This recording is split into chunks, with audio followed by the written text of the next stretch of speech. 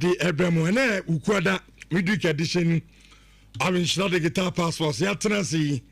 Do me nuna. Ya best sorry. Na garbage ram. Gabi the foreigner. Di kan kra tenasi dada enche. Ananin sama bobo anuni na no. Obeja go di amai na. Ya be wi adwumadie no awo fie bra. Ya de afisam so no. Ade bebremo awo adwumadie no so. Enti bra. YouTube and Shot TV. Na midweek edition of Nhyira Digital Passport see ocean down na all sign Etienne live our YouTube and Shot TV but so but na unsubscribe ya subscribe mame I subscribe anytime ya na tenase no also benya message a chese Nhyira Passports ya tenase ya edi agudem nsam enso edi ba na unsubscribe ya wie no na the message no in fact the other so ka afa show no ho enne no na oja no ho Garbage from the comment in the bar messages no you be room na atie for ya kenka dodo na no enso etimi edi amamo na ya mama che wie ni adamase for choosing Nhyira Passports na no pay over the others na enenso no enkomo pi na egua paso a ni na na be kira dwen enso edi afa ho enra na EPL games midweek no ya shase Chelsea ko she 2-0 but least is Davida you better cano enti game no corner we in 90 minutes no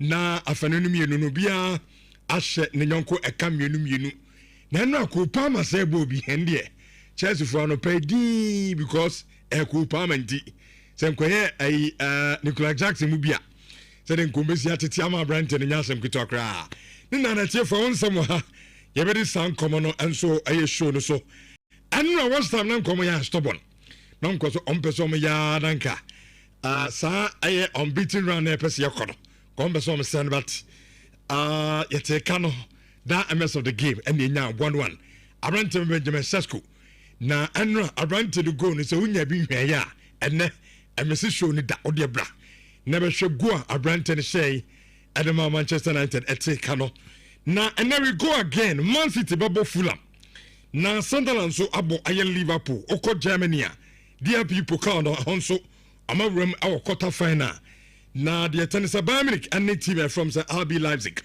and na abebo anu so no ahonsam awa Marseille and Roberto Di Zerbi make us say amunina no mutually omagia tum say obia enso enko ne baby to my party ways make us say Roberto Di Zerbi onye coach biem emfa emma aye Marseille bobo ekono yes Chelsea for so amo dwe ho but amo say so offer biaba Abrante France Pedro Neto ho ombeje na omama Abrante no akọ adekwanti a Chelsea say omama Neto akọ no garbage ram edin chiremu no edeba na afi yanya kwan abefie nyame yaroma akwase dai the super class no eba so Kumasi Asante Kotoko and House of Folk and adepimu award the Ghana Premier League at the Kumasi Baba Yara Sports Stadium. Nanu na Kumasi Asanako, in fact, omo boa mo ahead of the game no. Na emu ena amo interim coach as I say on the church till the end of the season. Aye coach Prince Owusu. Penina Kasabibre, in fact, also my ready. Amo train House of Folk. Afi Okasa dia fan strikers ho na say goals na Emma no and afi fans and as supporters so no a support Kumasi Asante Kotoko no so no openino akasa de afa ho na me say na penka call eye Kumasi Asante Kotoko training grounds na nsaba do a oni players ne kan no ni na ne kwaba na eno so no ya ba ka bi etimi edi amamo this many more in 4.5 ya kona eche dwumadi say edi amamo ewo amanene garbage ram gabi the foreigner na eche dwumadi say edi amay Richard Nimpamcho. Good morning yenche dwumadi say there are two managers in the English Premier League. This is their not first season because Carrick has been here as an intern before, but then seeing so mobile clubs, both of them are 4 out of 4. Now I think that any games ever because of English Premier League, they are the two managers that hints on them, and it is Liam Rosinier, any Papa friend Michael Carrick. Which when you look at the top 4 standings, they say we're English Premier League anymore. Arsenal on top, Man City, Villa, Man United, Chelsea, and Liverpool. 56, 50, 47, 44, 43, and 39. And so what Chelsea and Manchester United is just a point. Aston Villa and Manchester United get 3 points. Man City and Aston Villa 3 points. Manchester United 6 points off Manchester City. What it means is that even the second place up for grabs, just because of 4 games that have been consistent for both clubs. Rich, when you look at the game in itself, Manchester United elbow against West Ham United. West Ham throughout the first part of the league now, but we need just 2 games. In the last 4 games, they've won 2 under Nuno Espirito Santo. So when this gentleman on social media, no sir, or a Manchester United fan, and you are rooming a more in 10 and all say, so United to make up 5 games in a row. No one said you know United under Michael Carrick started with Man City, started with Arsenal, Fulham, Tottenham Hotspur, and then the final one is going to be tonight or the London Olympic Stadium. So for Manchester United, it is to solidify the top 4. What about 4 games? You've shown your mettle, you've been good enough. How can you solidify the top 4? Because deep in the pre-top 4 the game is easy, sir. But again, West Ham take form. How can we go into the game and get results? And also to give the constant satisfaction. You see, Rich, and yet gentlemen when Kwan and Nibeji, all the way to unity, for the team in Manchester United fans, they'll begin to feel relaxed. So, and Pampa, our team is in a good place, and then we can win games. And Pampa, if we go 5 games straight, it is never a fluke.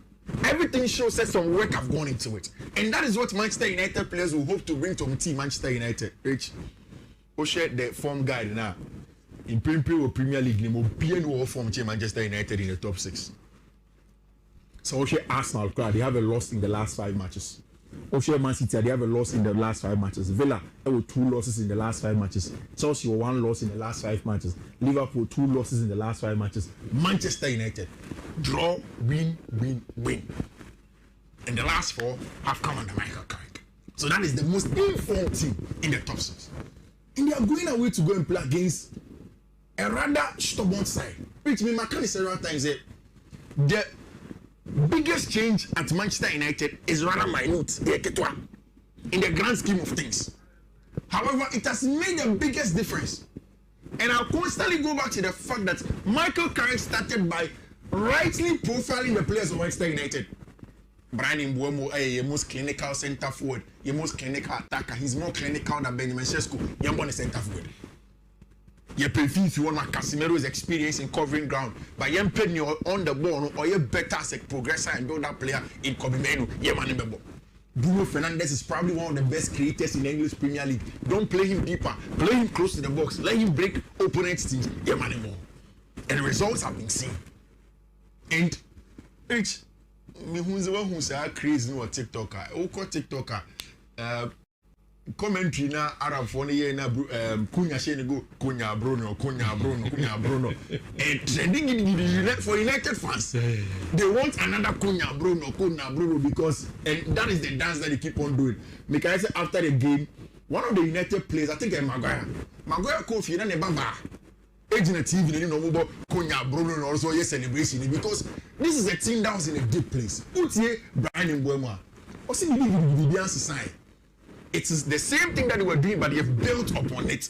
And they are trusting each other, working hard for each other. And United go into this game against West Ham with the same momentum, it's going to be very difficult. And I saw this from the Athletic. When he was there in 2025-2026, in terms of corners, teams are about direct corner span, where Man United have directed their corners in 25-26. Omabo shot a lot of the times into the first phase, not over this side. Most ones into this area, they changed it against team friend Tottenham Hotspur and they managed to get the goal. They are one of the best. It's against Nuno Espirito Santo. Now Nuno say, Rich Tio, we have been able to put more bodies in the box, achieving better combinations in the final third. We have been scoring. The players who have come in are giving a big boost to the team. We dare our players to try things, challenge themselves, and take risks because with risks comes reward. For Nuno Espirito Santo, it's about risk reward. In that same risk reward, Abrante friend Crescencio Samavila So around no form, pick a very good form. Scored against Chelsea and all the games now. And Somerville is the first West Ham player to score in 5 consecutive games since Jesse Lingard in 2021. So things are good. We say the same lineup now. Yeah. We need to listen. Maguire, unless it be a Martinez, yeah. Luke Shaw, Cunha will help him without the ball. Cunha can come inside. Kobe Menu, Casemiro, Ahmad, Fernandez, Mbuemo. Then of course they will go there. On my last game, on boy, say you're the agent to go. Senior Axel, Disasi. Okay, do you come? Okay. Do we say no? Jinama, my boys. No problem. No problem. Momentum na fano. Yes, it's football. Yeah.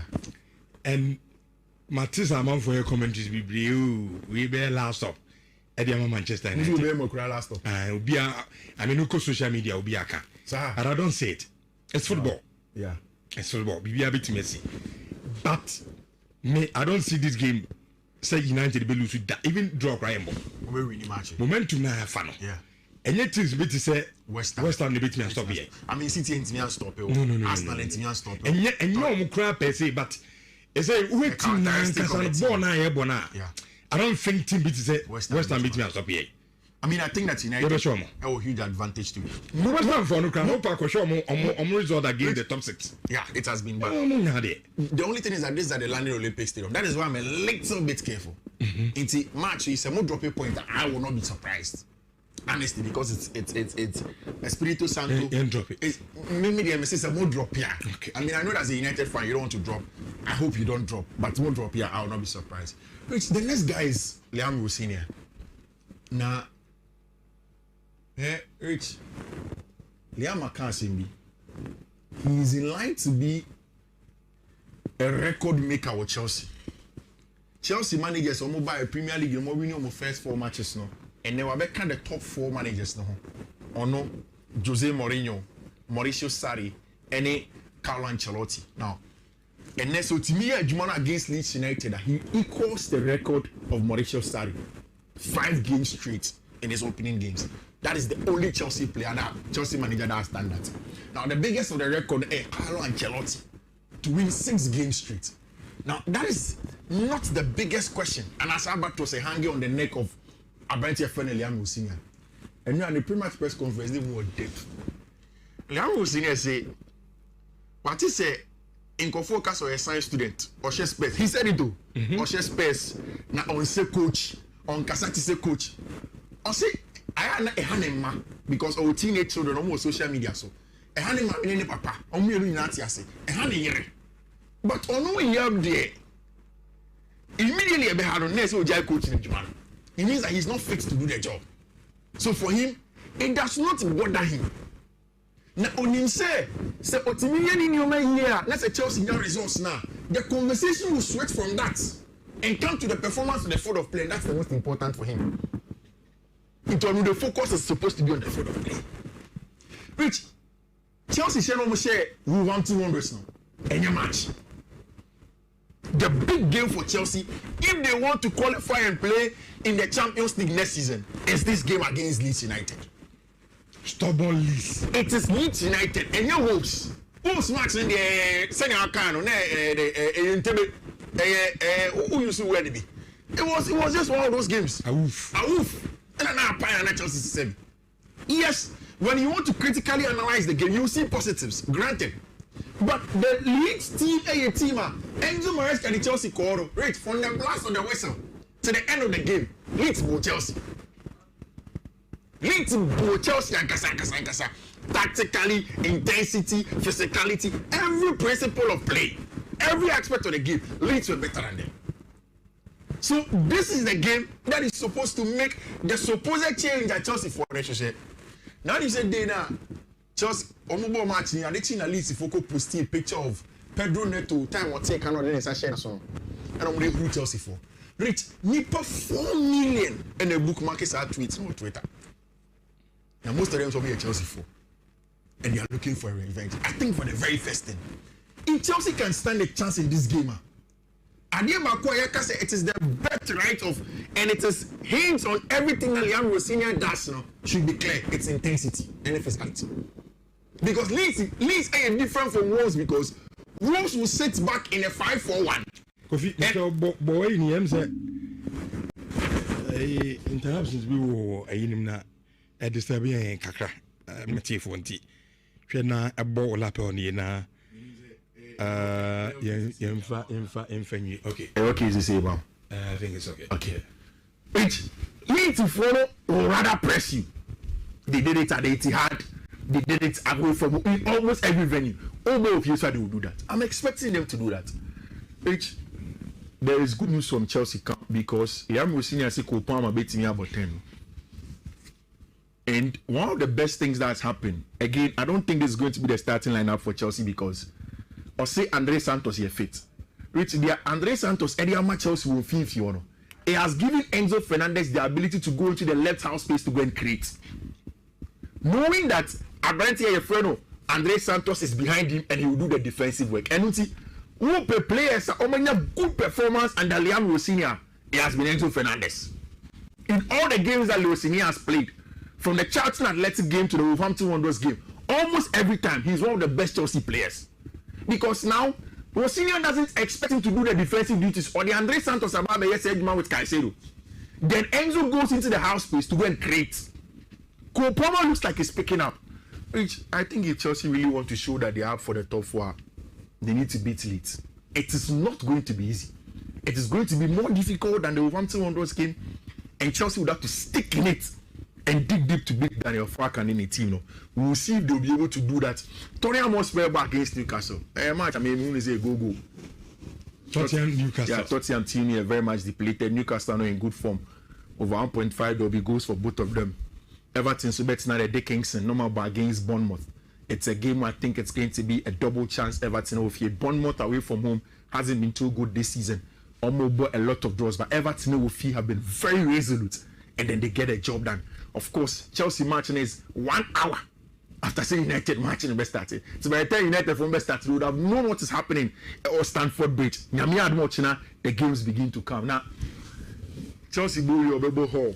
Burnley. After that, there is a run of Arsenal, Man City, Man United, Tottenham Hotspur, big teams, and Aston Villa. It's the Leeds United game there. A match at Chelsea. It's Michel power. Now, bus of elections, I'm saying. So, Laporta is what's the so far. I say a their constitution he has to resign. Resign now. Exactly. Then they go through it, the elections, and then they go on. Which I think those are the major games in also in Europe. In the Coppa Italia, Como Elbow against Napoli. Napoli at home. At the Diego Armando Maradona, it's difficult to beat them. But I'm expecting Como to score goals. Como Dioshe. Until they are Como Beshe go. Napoli may reply. So I know 1.5 is a very good one in that regard. Alvaro Abaloa said within the 4 games they were leaguing him. However, there is no midweek game for him because they're out of the Copa del Rey. However, over the weekend, I'm back into the Spanish La Liga to see if they can get back to winning ways game. I think that generally, these are the things majorly about the matches now. Uncle for San Fresco, 3 odds. Okay. 3 separate codes. Arabia.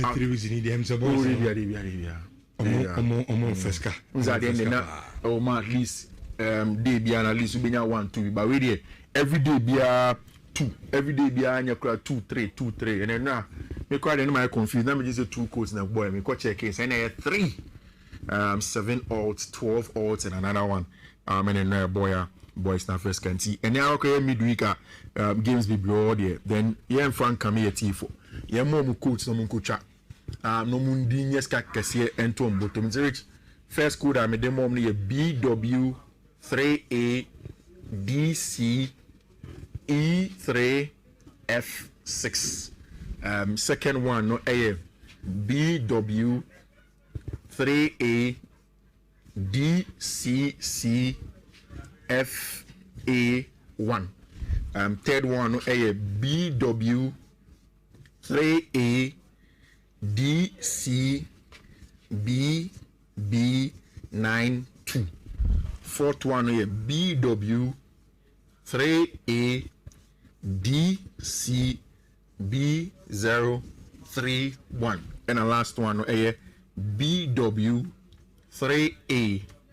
DC8C31 1. Rich, Eradinto Greens and Gusumai. Okay, amen. Yami, Ento Green, Emfa, Enguso, follow the trend. I'll say, there are 2 managers in the English Premier League. This is their not first season because Carrick has been here as an intern before. But then, seeing so mobile clubs, both of them are 4 out of 4. Now, I think that any games ever because of English Premier League, they are the 2 managers that hints on them.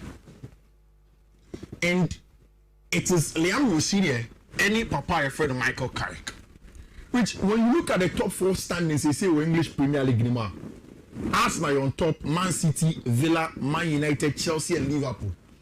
56, 50, 47, 44, 43, and 39. And so watch your Chelsea, the Manchester United, it's just a point. Aston Villa, any Manchester United, 3 points. Man City, any Aston Villa, 3 points. Manchester United, 6 points off Manchester City. What it means is that even the second place, up for grabs. Just because of 4 games that have been consistent for both clubs. Rich, when you look at the game in itself, Manchester United elbow against West Ham United. West Ham, throughout the first part of the league now, but we need just 2 games. In the last 4 games, they've won 2 under Nuno Espirito Santo. So when this gentleman on social media, no sir, or a Manchester United fan, and you are rooming a more in 10 and all that say United to make up 5 games in a row. No we said you know it. United under Michael Carrick started with Man City, started with Arsenal, Fulham, Tottenham Hotspur, and then the final one is going to be tonight or the London Olympic Stadium. So for Manchester United, it is to solidify the top 4. What about 4 games? You've shown your mettle, you've been good enough. How can you solidify the top 4? Because deep in the pre-top 4 the game is easy, sir. But again, West Ham take form. How can we go into the game and get results? And also to give the constant satisfaction. You see, Rich, and yet gentlemen when Kwan and Nibeji, all the bit here unity, for the team in Manchester United fans, they'll begin to feel relaxed. So, and Pampa, our team is in a good place, and then we can win games. And Pampa, if we go 5 games straight, it is never a fluke. Everything shows that some work have gone into it. And that is what Manchester United players will hope to bring to team Manchester United. Rich, who shared the form guide now. In Premier League, we will form Manchester United in the top 6. So Arsenal, they have a loss in the last 5 matches. Man City, they have a loss in the last 5 matches. Villa, there were 2 losses in the last 5 matches. Chelsea, 1 loss in the last 5 matches. Liverpool, 2 losses in the last 5 matches. Manchester United, draw, win, win, win. And the last 4 have come under Michael Carrick. So that is the most informed team in the top 6. And they are going away to go and play against a rather stubborn side. Which means I several times that the biggest change at Manchester United is rather minute in the grand scheme of things. However, it has made the biggest difference. And I'll constantly go back to the fact that Michael Carrick started by rightly profiling the players of Manchester United. Brian Mbuemo, your most clinical centre forward, your most clinical attacker. He's more clinical than Benjamin Sesko. You're one centre forward. You prefer if you want Casemiro's experience in covering ground, but you're playing on the ball or you're better as a progressor and build that player in Kobimenu. You're man in the ball.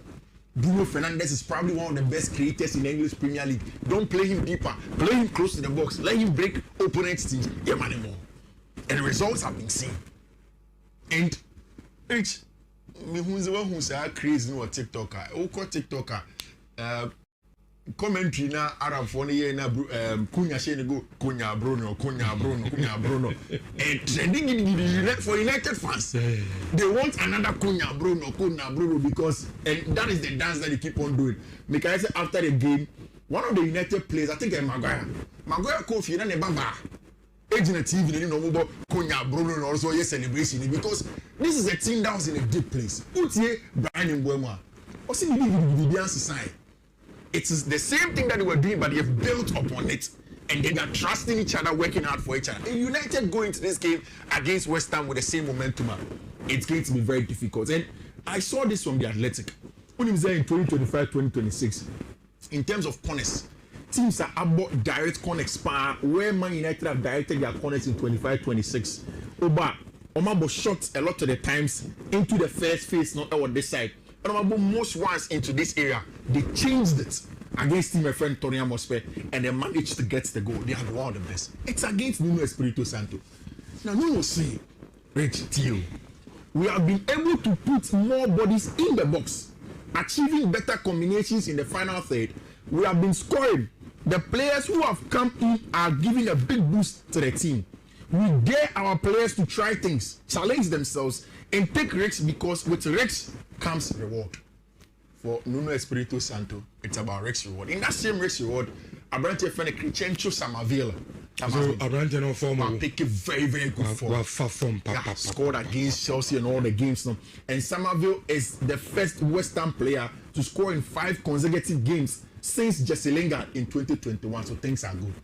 We say the same lineup now. Yeah. We need to do Maguire, unless it be a Martinez, yeah. Luke Shaw, Cunha will help him without the ball. Cunha can come inside. Kobe Menu, Casemiro, Ahmad, Fernandez, Mbuemo. Then of course they will go there. On my last game, on my boy, you know, say you're the agent to go. Senior Axel, Disasi. Okay, yeah, do not come. Okay. The way say no, Jinama, my boys, no problem. No problem. Momentum na fano. Yes, it's football. Yeah. And Matisse among for your commentaries be we be last up. Ediama Manchester United. We be more last up. I mean, no social media will be a car. And I don't say it. It's football. Yeah. It's football. Be a bit Messi. But me, I don't see this game. Say United be lose with that. Even draw Ryan. We win the match. Momentum na fano. Yeah. And yet it's bit to say West Ham the bit me and stop here. I mean, City and Timian stop it. No. Arsenal and Timian stop it. And yet, and you cry per se, but it's a wait team now because born now. Yeah. I don't think team beat say West Ham beat me and stop here. I mean, I think that United have a huge advantage too. West Ham for no crowd. No park show more result against the top 6. Yeah, it has been bad. The only thing is that this is at the London Olympic Stadium. That is why I'm a little bit careful. In the match, it's a more dropping point. I will not be surprised. Honestly, because it's Espirito Santo. Drop it. Maybe the MSC is a more drop here. Okay. I mean, I know as a United fan, you don't want to drop. I hope you don't drop, but more drop here, I will not be surprised. Which the next guy is Liam Rossinia. Now, Rich, Liam Akansimbi, he is in line to be a record maker with Chelsea. Chelsea managers almost buy a Premier League, more winning almost first 4 matches now. And they were back the top 4 managers now. Ono, Jose Mourinho, Mauricio Sarri, and Carlo Ancelotti. Now, and then so to me, Jumana against Leeds United, he equals the record of Mauricio Sarri. 5 games straight in his opening games. That is the only Chelsea player, Chelsea manager that has done that. Now, the biggest of the record is Carlo Ancelotti to win 6 games straight. Now, that is not the biggest question. And as Alberto say, hanging on the neck of Abrante friend Liam Rossinia. And now, in the pre-match press conference, they were dead. Liam Rossinia say, what he say, in focus on a science student, or she space. He said it though. Or she space. Now, on say coach, on Kasati say coach. I say, I am a hanema because our teenage children almost social media. So, a hanema in any papa, on me, I say, a hanema. But on no year there, immediately a had on next OJ coach in Japan. It means that he's not fit to do the job. So for him, it does not bother him. Now, on him say Otimian in your man here, let's say Chelsea now results now. The conversation will switch from that and come to the performance of the field of play, and that's the most important for him. The focus is supposed to be on the field of play. Which Chelsea share almost share we want 200 now. And your match. The big game for Chelsea, if they want to qualify and play in the Champions League next season, is this game against Leeds United. Stubborn Leeds. It is Leeds United and your Wolves. Wolves match in the Senior Kano, who used to wear the be. It was just one of those games. A woof. And now Chelsea 7. Yes, when you want to critically analyze the game, you see positives, granted. But the Leeds team, a team, Enzo Maresca and the Chelsea call right from the blast of the whistle to the end of the game. Leeds will Chelsea. Leeds will Chelsea and Kasa. tactically, intensity, physicality, every principle of play, every aspect of the game, Leeds were better than them. So this is the game that is supposed to make the supposed change at Chelsea for relationship. Now you say Dana, Chelsea omubo match ni adechi na Leeds foko posting a picture of Pedro Neto time what take another then share so. And I'm going to Chelsea for.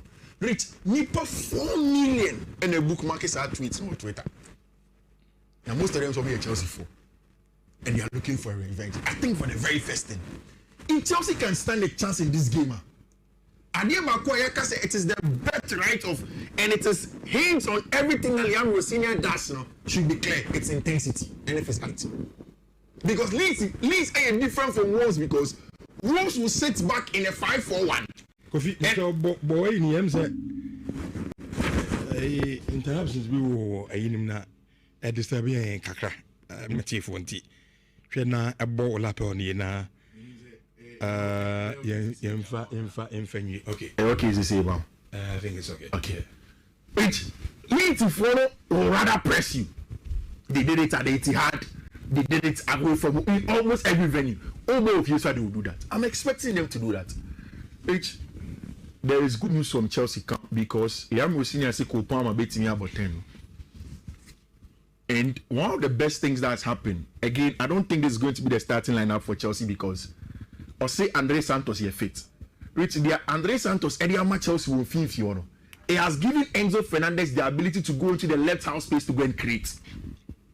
Knowing that Abrante Efreno, Andre Santos is behind him and he will do the defensive work. And who players are good performance under Liam Rossini, it has been Enzo Fernandez. In all the games that Rossini has played, from the Charlton Athletic game to the Wolverhampton Wanderers game, almost every time he's one of the best Chelsea players. Because now Rossini doesn't expect him to do the defensive duties or the Andre Santos about the yesterday with Caicedo. Then Enzo goes into the house space to go and create. Kopama looks like he's picking up. Which I think if Chelsea really want to show that they are up for the top 4, they need to beat Leeds. It is not going to be easy. It is going to be more difficult than the Wolverhampton Wanderers game, and Chelsea would have to stick in it and dig deep to beat Daniel Fark and any team. No, we will see if they'll be able to do that. Tottenham must play back against Newcastle. Match, I mean, we say go. Tottenham Newcastle. Yeah, Tottenham team here very much depleted. Newcastle are in good form. Over 1.5, there'll be goals for both of them. Everton so bet now the Dickinson normal bar against Bournemouth. It's a game where I think it's going to be a double chance. Everton will fear Bournemouth away from home hasn't been too good this season. Almost bought a lot of draws, but Everton will fear have been very resolute, and then they get a job done. Of course, Chelsea matching is 1 hour after saying United matching the best started. So by the time United from best started, would have known what is happening or Stamford Bridge. The games begin to come now. Chelsea Bobo Hall. Burnley. After that, there is a run of Arsenal, Man City, Man United, Tottenham Hotspur, big teams, and Aston Villa. It's the Leeds United game there. A match at Chelsea. It's initial power. Now, Barca for elections, I'm saying. So Laporta is so stepping. So far, I say pay their constitution. He has to resign. Resign now. Exactly. Then they go through it, the elections, and then they go on. Rich. I think those are the major games in also in Europe. In the Coppa Italia, Como elbow against Napoli. Napoli at home. And the Diego Armando Maradona is difficult to beat them. But I'm expecting Como to score goals. Como Dioshe. Until Como Beshe go. Napoli may reply. So I know 1.5 is a very good one in that regard. Alvaro Abaloa said within the 4 games they were leaguing him. However, there is no midweek game for him because they're out of the Copa del Rey. However, over the weekend, I'm back into the Spanish La Liga to see if they can get back to winning ways game. I think that generally, these are the things majorly about the matches now. Now, Uncle for San Fresco, 3 odds. Okay. 3 separate codes. 3 reasons in them. Fresca. At least, day be at least we 1, 2. But really, every day be 2. Every day be a ɛwɔ nkurɔfoɔ ma nso akyɛ sɛ ɛnya asɛm ketewa koraa ɛno da ebi ɛba so bɛta na mene ka ma wotoma sana mɛkɔ mate sa ɛno nso no ɛtɔ dwa no dana no yetime awuram naja ya we de we niema esi eko na unim se ene woko Spain Copa del Rey semi final game back ho eno ya lete cloud be bawo wo mni riesi sadat ana edisi ene eno ya nwumre no nwotwe ana sa game ne etodwa aside that no woko aye Italy ade se Copa Italia quarter final eno so game back ho eno ya Bologna bobo ko no eno so aye 8 pm wo mo ene Lazio ana ebwanti eno ya Matesa ebetodwa e won krofa man so ne make it Ediama na mawie ne sane de mame nkwa Germany DFB Pokal Cup game back etoja na say game back betoja eno aye RB Leipzig boboko no wo mni Bayern Munich na ebo sa game ne enya bete kra enti anu so e nkoba kaka ne afi ene Matisa etoja o Premier League no say na esitia Aston Villa one bet na fie wo mni Brighton and Hove Albion and this year ne benya Crystal Palace boboko no wo mni Burnley ebo na yenya Fulham wo mo akwa Man City na yenya Nottingham Forest one bet na fie wo mo enso ane of 1 wonders and edisi ene na yenya Sunderland boboko na wo mo so etna fie ane Liverpool boboko no enso abonte ne ya Matisa ebeto dwa our Premier League ni ma ene make it ediama ma me mfiri ho na menko Copa Italia eno a game back eba so wonim say no ada Como boboko no na Fabregas se wakodi adro enkoda wu player bia players ni yato na 2 million yato na bro so 5 million ebia 5 million euros ebia 2 million euros better bon ankoda ne bon wo ho no enya sam koto nim say no ada o mani Napoli ebo aya 1-1 Abranta ni din Edi Vergara sa koda no on the 20th minute ana so tika no edi ema Napoli boboko no wabra Abranta ni din enso Edi Batarina wadum asego edi amako mo boboko no na ja game na kwa 1-1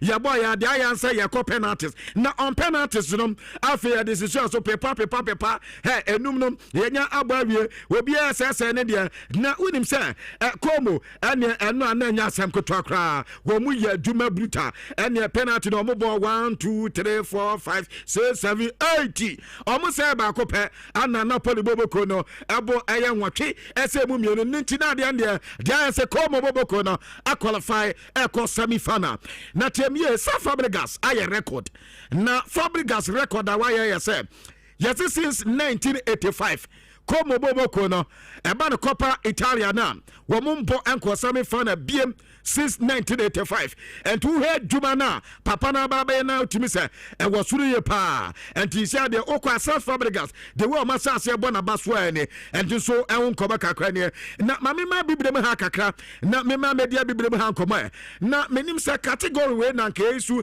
ni e de ka se player bi aye African player wonu onim bobo ye anasa ne bo no oye successful dia menim listers yi mu twani e wo YouTuber na mu stars amedi baya ebia se eno ne yanyina so na yemfanye criteria yebeka se obi abibrem ha anase player wa Africa ha se yeka so onom ana oye player onim bobo ye pa no ana yesi ye yusu dia esan se abibrem ha oba Africa player wadi CAF Champions League anasa dabi mamenye se player wadi AFCON na wadi Premier League na wadi UEFA Champions League ediasi ni naso no omun seda no so kra be mako be sexy bepe ano matima esa record temiye player wadi AFCON African Cup of Nations in naso wadi UEFA Champions League na wadi Premier League ediasi ni naso but woman esaso John Mikel Obi Nigeria ni ba wa esa record no wadi ni ensa nyina Sadio Mane nano daya wadi Senegal ate wa yedi nyina Nyanyeri Yaya Toure ewo Africos wano so wadi the same thing Riyad Mahrez ewo Algeria but wa yedi the same thing afa Solomon Kalou wadi Chelsea Sadio no ana Jeremy Njitap enso de Cameroon Sadio no enti mpato sisi ade minim se we su ne yemfanye criteria na bia yenye no all time best African footballer dia ene na tesa mo so mo de comment no ade aba na ne yakatire ade ama na yesi team bi pam coaches na sa team ba ko pam coaches papa aye Olympic Dumase boboko no yesi in the 21st century ya kan coaches so mapam mako 32 na ɛno ada openya ne de Roberto De Zerbi eka o mako 32 no na omunya new coach a no no so bade a wabe coach otoso mako 33 antim ano a reporter men say kai say yes massive for the chance ade ende de adu na say omujo panyin ne kwan ema oko na usia Roberto De Zerbi na ne di nkobo so ade na omotena se ana on mutual agreement no obi ate ne ho anse na chese wo call ne be better enkrofo no so keka so mapam no antim ano ye dia efri empato ade say France adiba obeke a womu ball le classic ni we ya PSG show mo 5 goals no me ba beka to as asembia Roberto De Zerbi kan no am said na echeso obeko because was afi na okofie na oni beni oni aye adesa ya kan say womu Enso Sporting president wade na kwa akokasa na tese o makwa he se bibia betimi akoya na me baba kato se ensam na o kan de it means when we are team no obeja ho enso akọ ana tese eno anyimre yese no akrampo de wakọ training ene boys na ye bibia wie afi anyimre no mo ha de na ba se opanyin no enya de se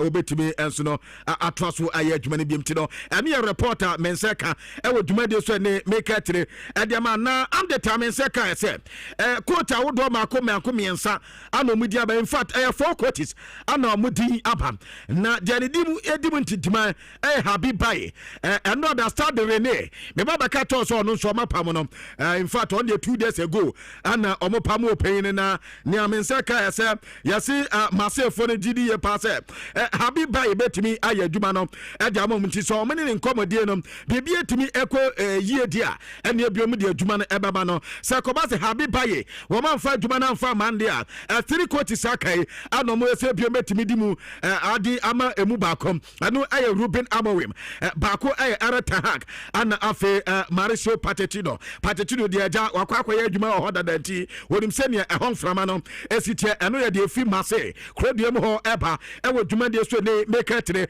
e ma na mame command de na eno ada obaka Madrid ya team no ewo man na se ye dija ama ya baba ka to se players no omasa ase omani ho mo ho nsam no ataze omo head mu coach na say coach bia de no bia na man the players no ya de mo ho nsam de che players no omaya bia tia bia Alonso ana omasa se abelo omasa se avero abalo so omoye the same thing e de na ya say in the way say man de betumi akabe sadia no eno ada omukọ aye white aye dinner enom aye Madrid players no na yesi omunyina shaye na reason Madrid ade sadia ne yesa omso mu peko hesed players ni nyina beko benkrom na nkwa yesa wei afenie ebia timne mu atamiensa ebia be he Mbappe on the side ubenya ebia Ibrahim Diaz on the side na waba benya ebia Vinicius Junior on the side omu sadia no abe ha timne ye pa enti aye team bonding team building ana taso mo so aha so mo ye ento mu dina no eso cross kama enom aye reporter ene mi ketre adiama odwuma de so na me pato se u se sa kwatisi asase ekwati big clubs a me ma ne enyo eye nwa kra esanse the Brazilian Dante reporter men se kam aye se woni Johan Cabaye ana fe Gil Clichy wo ma wie aye UEFA aye pro lances no eno no mu wie kra reporter men se ka say the sporting director role and of with the team to say Manchester United at the moment we make quote the simple cry and team I know ya dear Eba Mrs. William Dante and a Johan Cabaye and a girl Clichy and a reporter Eba ewo dwumade so na de tede min komanim kakra na rodo na rawo and not wodin koba kakra na arawo say opeso cheche de mam kakra enema na na ha no emu baako ana osu oyi na di ama obi ahum tama na tase eniema ma eten ediama na ne football career na nyakra na ketimi sai emane ye because na adwum nya fine wasi one day one ne yere atwa asaja o mu dijo mani kakra eda efie chele na o mu bo mu club kakra ne ade na oso ha obehu ase ne yere atua sum na buabuabu ada ko bisa ne yere ne yere de ade ben no mane hwe ya yasi threat messages aya ne baba no ana tese omo threaten say ne baba no mbeku ne baba no enti won say e man so de agya omo eni ayem hihye na ba etwe asum ebuebuebu bapai pata maami bi ana tese eni ye tenenti wase yanka mo bi anta se na nka anya sema football de se wo ba se bi o ba de efa no ho ben bada sisi ade football no de akwa bi kakra bi no mo de o mani de asu abusua ho enti waka mo bi atare se ni difficult times no eno ya ade ba kwa na contract Mercedes na eba so munya ne baba no mbeku no eno ya ade ana tese ha adwene ye pa na mo masedanka nyame ana sedanka players o munya even Barcelona players no munyina eternity was at a point in time and obeda so le course bebre Mercedes bebre eno aye players o mu ensia kan from Barcelona na ebi e2-4 ebi saneden ebi kwa kata se obukwa constitution na ete ono aye rona na rawo genti amane mpaba na ebi mkrampo nyaaya nanka ono ne position no one ball na wabo the hierarchy na wadu anase the levels awadu no ankomunya kwankoma ye so no ento fanse the team say bon de wonimni boye pa ana fremu nyina tanati ema bibia ha no na football de sa nete etoda bia niema ekofom etoda bia niema baso nti won fa no say the time niema ekofom edi ama no aye Roland aye arawunti eni kwan so fa asem no ma cover problem bia e de brand nti wase sa players no peso bebo bia di beta wo bedo man sie pa sa niema no ne Mercedes eni course e ba ne no e bo ne ye pa man ni coffee eno so etimi koye e de man no ye Barcelona player Roland arawun koma kakra wadi eba e wo dwumadi so na Lothar Matthäus aye Bayern legend na oye Germany ba reporter wadi eba ni wase no ada ana otetia se tieji hofian wamu ewa akoda ba ko eho atasa akoda ni mbobo ye pa na wotete se Bayern Munich boboko no atasa omunya player na omope na o 19 years pe we Africa's player the din edi Bazumana Traore wasa akoda ni mbo ni boye pa wunya no behind eye Diasa Luis Diasa wasa beboa ama akoda ni football no akwani mi ye pa okwa potential sa anu teso obeye player and this is a player no Bayern photo na wono Lothar Matthäus obebake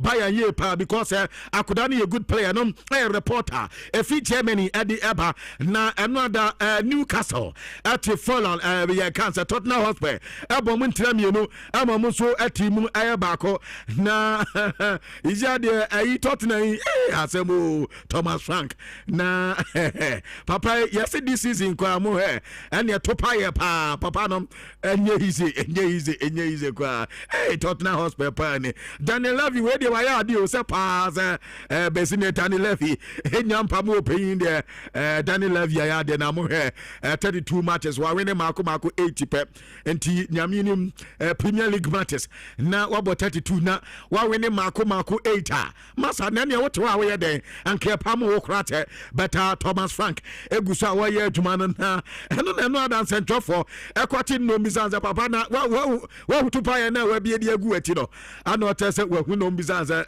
CSE nchene ye pamu no na no mande kwa meni mpemfo ni sayo o man ka so mbe pam me munya hwehwe nim na amoye no ana ase asa anti Thomas Frank se na no mande woni de hawaki ati ma Tottenham Asia obi ani wo ka sakin esem bia eteni nto no waka ama obi atare so owagidie se wo mu game edo manim wono ana betena bench edi ama team no na ono so etima ba against Arsenal wase ade se ono ana betena bench na ade opeso waka ma obi atare se ebia onse dan kan bebre nti no obi nka bi mana onse the team no ni players pro ni players pra waka ma obi ate ni players ni nyina prepra enti se ekoba so mu kobo game na so mo se na asa manfo nhwe ho ana se bia ono na onye hu dede nti ana manfo nka bi mana ni timi ni players ni nyina pra enti ane ya dia Thomas Frank edi eba ewo dwumadi so de ye ketire edi ama na Luis Enrique head coach edi ma PSG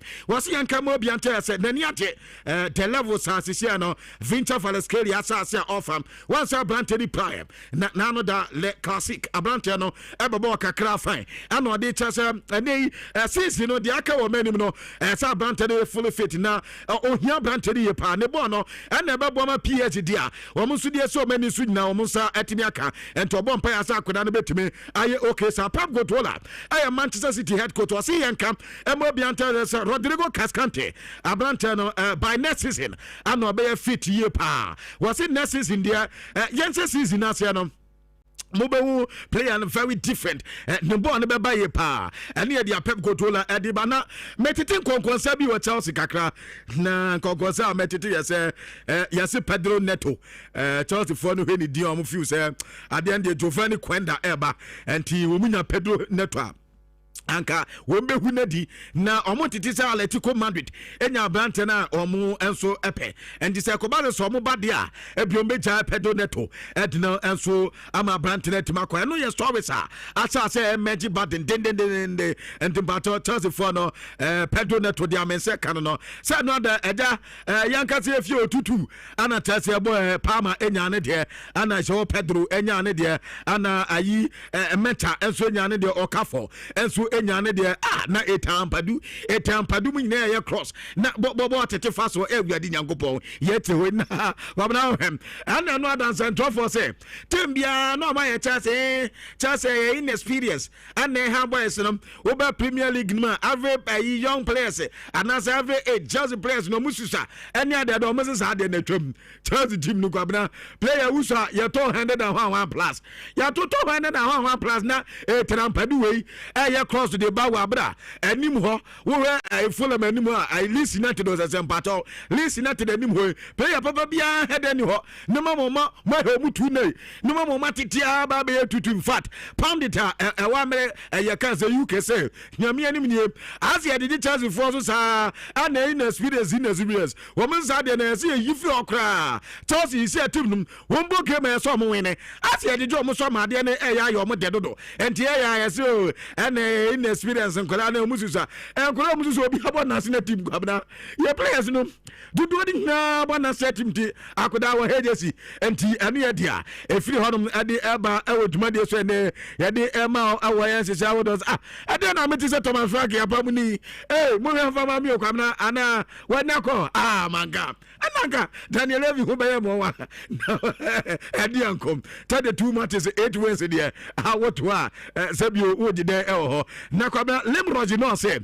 yanka ma ne players ne ntia say what clip bi ato na ne players no de mu bia no bia wesa clip no na wo say ade esi no ada no nyame ani me ne ni kwa say sa de no bebe tutu because of boy Chelsea boy any chances are no mu create no any kwa say na sa de no etibi eba so nti what the clip ade ato Chelsea players no what be top no bia hu ni mistakes na eno so etibi aboa so Pedro say anu ada de womo na ye enye obia omo na ye wo se anu ada onya chance said ko Palma enya bi sese nti no we de yo omo focus no man stay ni and e this how no enso e de abanti eno ye update bin se e ka odwumade and na toss for the picture we de am say se kwa bena de na e ba kwa ni nse o omo se bo abo bi sa na va mo anje mo anya hwe na ama de ni na mu sa nti no omo se eno ya de e ha adwene ye panti no eno e reporter toja odwumade so ne ye de wonsem kakra enso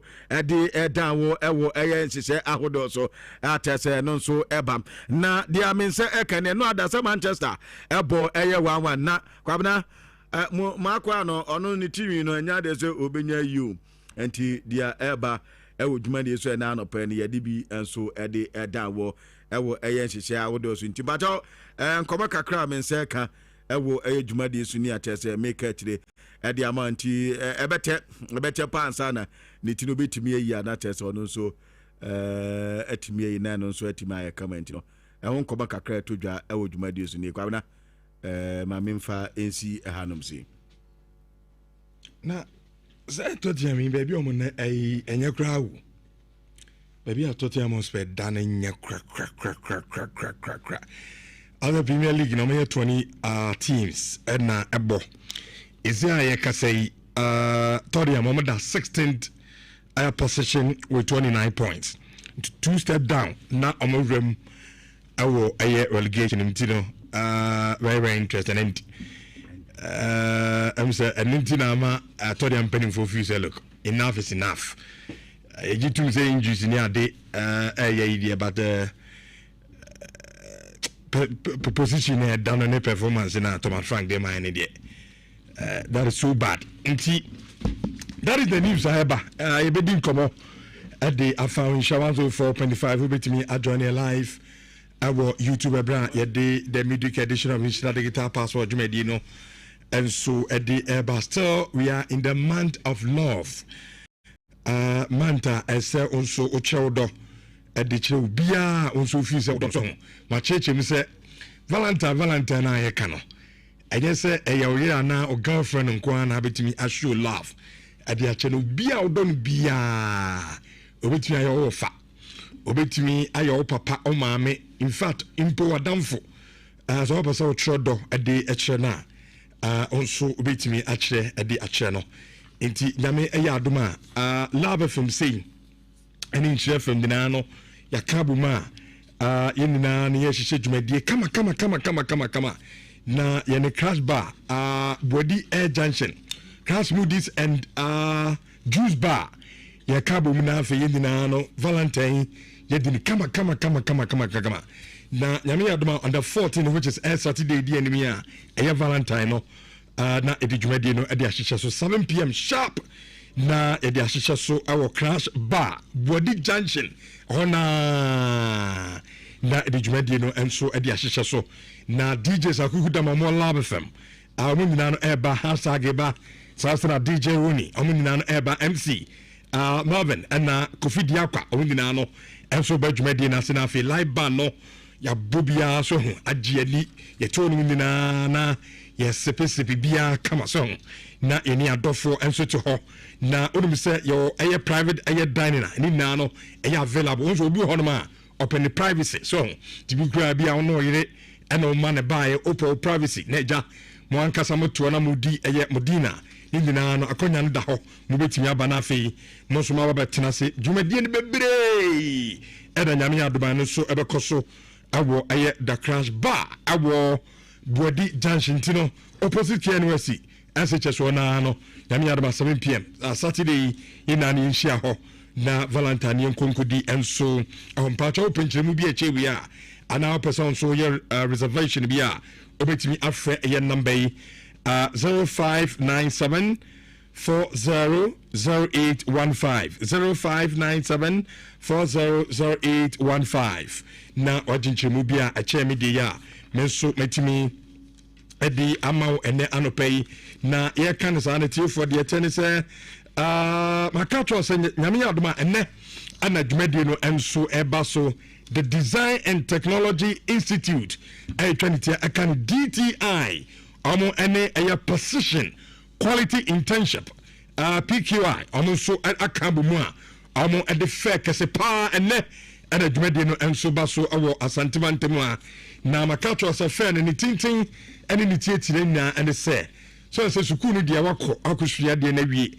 na so wuhwia de ne nyina awie no I mean also so de be ya adwuma na onya sika adugu ayo botom na kwahye no ene se hwan kura na eboawo na wetumi anya sa adwuma no atimi aye after say oso akọ sukuru nyina awie ebi akọ keti aso akọ hwehwe niam bebre wie ye ana ode efa no ana fe no so faw sa eye ofai ana se eye dwumadi na onso no wetumi akọ ase na wakọ hwea eye empadifo a ono so ebetimi abo ama wanya adwuma ni bi enso atimi aye enti nyame adoma honsem no anono na dwumadie no assemble adaso ne say empowering the next generation through precision quality innovation and local industry for sustainable careers ado ene assemble ada dwumadie no enso eso enti no wadia okoso ni na artisans so obi ono ma ekwan ifa so repair cars no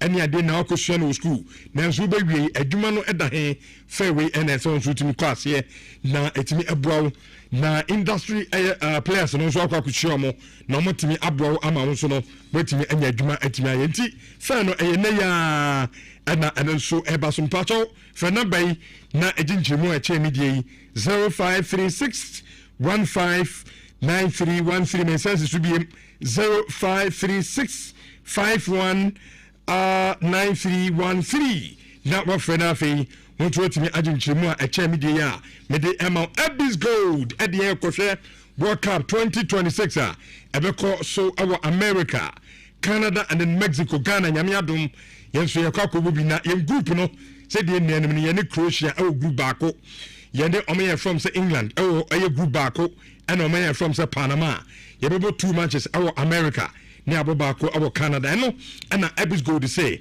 Richard Kachira Ghana ni bia titiriu ene asantima so bia abaso oboko akoshe World Cup ni bia no ono so mrane ne ntenase niam no full package anya ankrankranko bia na ayedwumakuo so ho mo pese mo dem workers ekoshe World Cup ni bia eno so akonya ne da ho mo ba ebeje visa ade ama mo workers ne nam so etimi akoshe World Cup ni bi na se na sitie full package na ne se yene an ebeje visa ne dia ma ho flight out from the ticket ni na no yene na ye twa dia ma ko America me pacho hotel obeda rounds obeye ni na ebia wo cost stadium so ka obefro ni ade ni na no me pacho omo na ye sa arrangement ni na kama enso edi amount na the icing on the cake no eye official Black Stars jersey ebesa dia kan ho na oko ekodru America oko hwe Ghana bobia na so nso etimi ahye na de akwa akohwe nti mislo Abyss Gold na woko na World Cup yo nso aboa no etimi akwa akohwe bi enso ho me pacho ye wasakum no junction ho na ana de friend na eni komo 0545995223 eno Abyss Gold and number eno no extra cash unyam register ya me pacho register audientem na akoba ne se emergency bia ba ohia sika e de solve problem bia so na se won so no motimi a resort to extra cash na eno so etimi abelu out na de tie ne o phone na obobo star 170 hash star 170 hash na options no choose option 5 after the next option ebeba no choose option 3 na after the etwa to kra o de activate on so extra cash no 5 now the activity no kama pa and also to say jumadi forms capital mo adama and am the extra cash e diaba afuto ni biem me pacha oji sika na ne de man wia tua se be next time bia no upe bia on sabetimi aka ana se bia na unu ebi so upe bi no so dey solve the problem ni ama ne bi ama ono so no bibia kama edi ama no cancelled measure abo dwaso na duro bia in fact banche bia na so bia sha se ye kan wasem na oya asopa no no so kotie bi anom bie no odi dance sampa duro no ebo adwuma kama ya turi din cancelled measure for pains honam ya ana ubos no so ubompe no na oti pains ma cancelled measure it cancelled tenete for the ten say bibia fa pains ho attractive pain okoto cancelled measure na eno so no etimi aboa ye pa edro no se say ebia ba komase oko atonsu market a ginya se kwan no a ye ben David Deco ene de edro ni bi enso akwakogu ampa cho friend number ya mo sabetimi aka cancelled measure no enso ebi 0244871862 that was fair na onso no wetimi agi edroni bi na wano mama bibia no kama pa enso edi abaw ene anopai na ye kan sa no na ose yetimi kosua de awo IBSEC mining and engineering training school na atifo hodie makachro se bibia for mining ana construction oboso so o dream ebemu no me pacho ho na woko na okakosua ayade yan courses ne bi forklift said yes you operating a dump truck no backhoe roller grader bulldozer and excavator ni no ya the 3 months and actual apart from that no welding and fabrication mo pese weather for mu na no bokwa ahontete no ya be formal education na onso bibia kama ade ama onso no bibia akoyi na etiefo de tense suku ameka wasemi awo oboase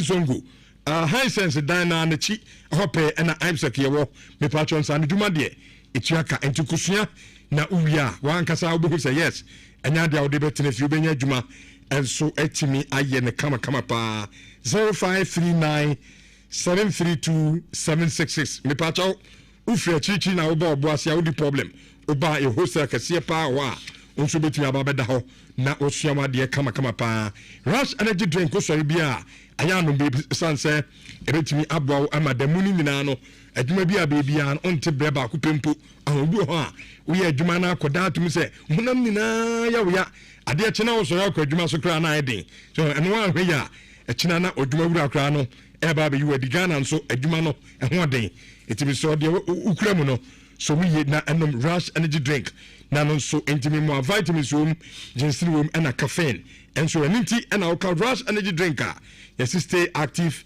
and energized na also no wotimi and so ama bibia kama at the amount total send there up at the sika enti utimi na wa abrochina our baby to say US Canada and UK Africa countries yi bi na wo Germany Portugal Spain me patro Belgium and our usika na odi fra abrochina ba na o project no for example also odi afa so na yetimi edi an kama pa edi amamesa akabiem ye fe no tap cent enti download our phone so na efa send usika ni na ebra eye Ghana na project na odi ye no bibia enye kama enso informa no pay omo ene afufo pi ka ho a yekoba meka eye Veronique Height enso hasem edi acho Saturday obed the style bi enti ya na so no ododofo akọ ebibia akoye edi amount Fifi Manfred Kofi good morning Lisa me me obi abako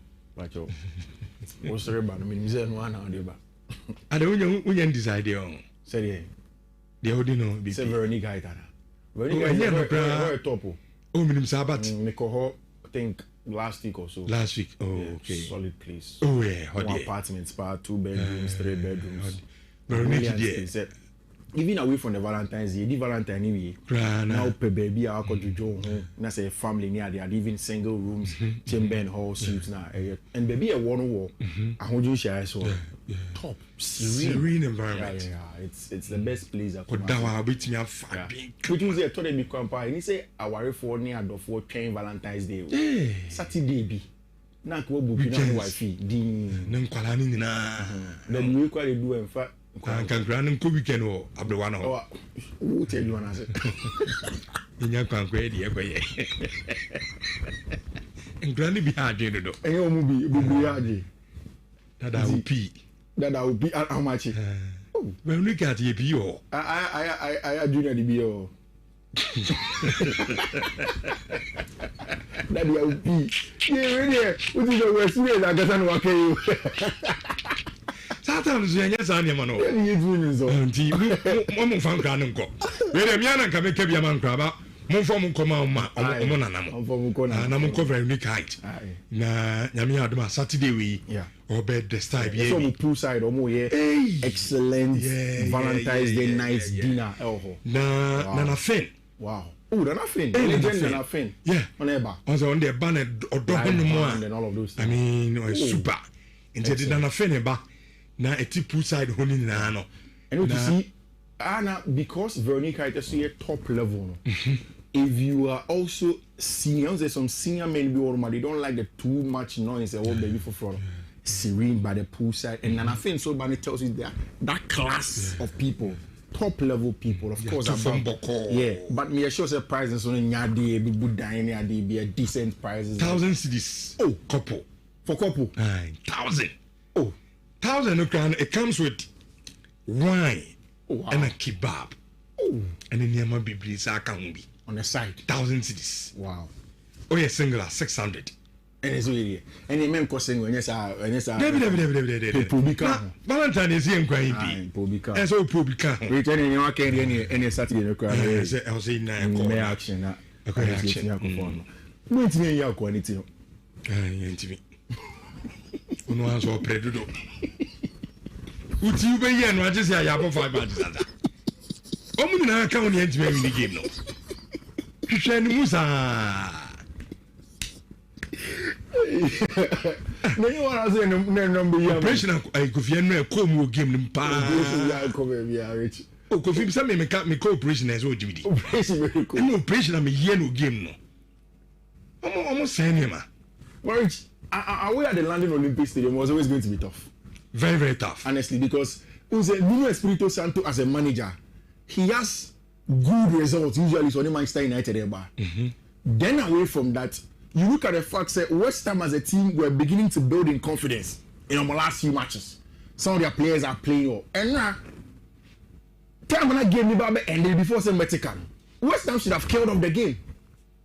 Saw a chance from Adamamu. Saw chances from West Ham had good chances to kill off the match, but they could not do it. And I kept on asking myself, and the idea to come back to come enhance them, and truly it did. When the quality of Benjamin Sesko came up, good cross from Brian Mbeumo, put the ball into the back of the net. So for me, it was always going to be a tough one. Which whatever happens in this game, the best thing that Michael Carrick has done, and what he has gotten is the profile in now or their moment. We all felt that United airball against the lower side, lower block sides, and that is where the big questions should be asked of them. But although it hasn't been too easy, hasn't been too flamboyant, they've solved it. How much solve is our problem? Sure. And now, United's performance in breaking down West Ham United low block was not bad at all. And it is because of 4 separate reasons. Which the very first one is the fact that there is now a complementing pair of centre back. You say you see more right-footed centre back and more left-footed centre back, and both of them are ball playing. Maguire the ball, Leandro Martinez the ball, Bobby. And even when the game stretched, no, the defensive job of Lenny Yoro and all of that was super, especially in the match, no, when he played in. So all of these was what is plus. Sekobi Menu if you want to know in between or no, any based on where Bruno Fernandes will be, no, or recycle possession, he's one of the best that you can get. Or turning na ball on a call wide, or turning na ball on Benechi, and constantly it kept United rolling. The biggest problem that I think United will have, they be able to constantly go in that left hand side on him. And so that's very, very poor. You see, that is the weakness of Luke Shaw. Very, very poor. Okay, time I started saying about Patrick Dogu was outside on him. Now me catch you say, Nhyira carry able Patrick Dogu on. Or because Patrick is a defender. And he is as a winger. So, he has the license to roam. But the first responsibility is to drop and come and help Luke Shaw because Luke Shaw has issues physically. Or a very technical fullback. I mean, so our fullbacks not minimum, but 3 back, the archetype of the Trent Alexander-Arnold. But the problem is the physicality that Luke Shaw doesn't have. So for me, it looks as if Nuno Espirito Santo read it and realized that the weakness of the United team on the night was on the left-hand side. And left is here, young long and Luke Shaw, so we will win the duel. Of course, when you have the likes of Shushekamo in areas like that, Wilson, Moon, those areas are obviously they'll be able to win those. And it was a very, very good long ball for Abrantia Freddy Diouf. Crossfield one, making sure say he will move West Ham up the field of play. And that was the difference on the night. I like the United performance. It wasn't too bad. And I think that's enough to build up on, especially based on the result, of course. Because I don't know how many yeah. The Cameroon time I gave him Lucy. Okay. Oh yeah, give Lucy. Okay. The mentality of the players. Yeah. So look, give me a point. Yeah. I cut 30 seconds. Yeah. You bet me a second. Yeah. And I love that. No, lose the game maybe. I know idea. Say 90 plus 11 or so. Yeah, lose and I'm 95 11 seconds on the dot now. Motika on the 7 and a torso. Yeah. And it was Benjamin Sesko. Sesko's confidence is brewing. Because Sabo no share. Yes, Sabo no share. And Sesko in the early days, he would have been off Kakra. And I think the United are there. You see, at the highest level, Rich, there's no sympathy. And the position in your crowd. It doesn't 2 step down or relegation. Yeah. It doesn't help the business. And it is true. There are a lot of injuries over Tori Mospe, but they won't let him be there. Maybe you're damning it. Imagine Tori Mospe being relegated after Ange Postecoglou, Antonio Conte, Jose Mourinho, Nuno Espirito Santo, almost relegation. It's going to be a lot for them. Now they've just pulled it off, pulled the plug on Thomas Frank. Which the job of being at Brentford, Brighton, teams, Crystal Palace, where we play Stimi Pra, now the relegations only a Jawa season ending. It is different. When you go to even the lower class top teams in say Tottenham Hotspur, even Villa now, you don't get it easy like that.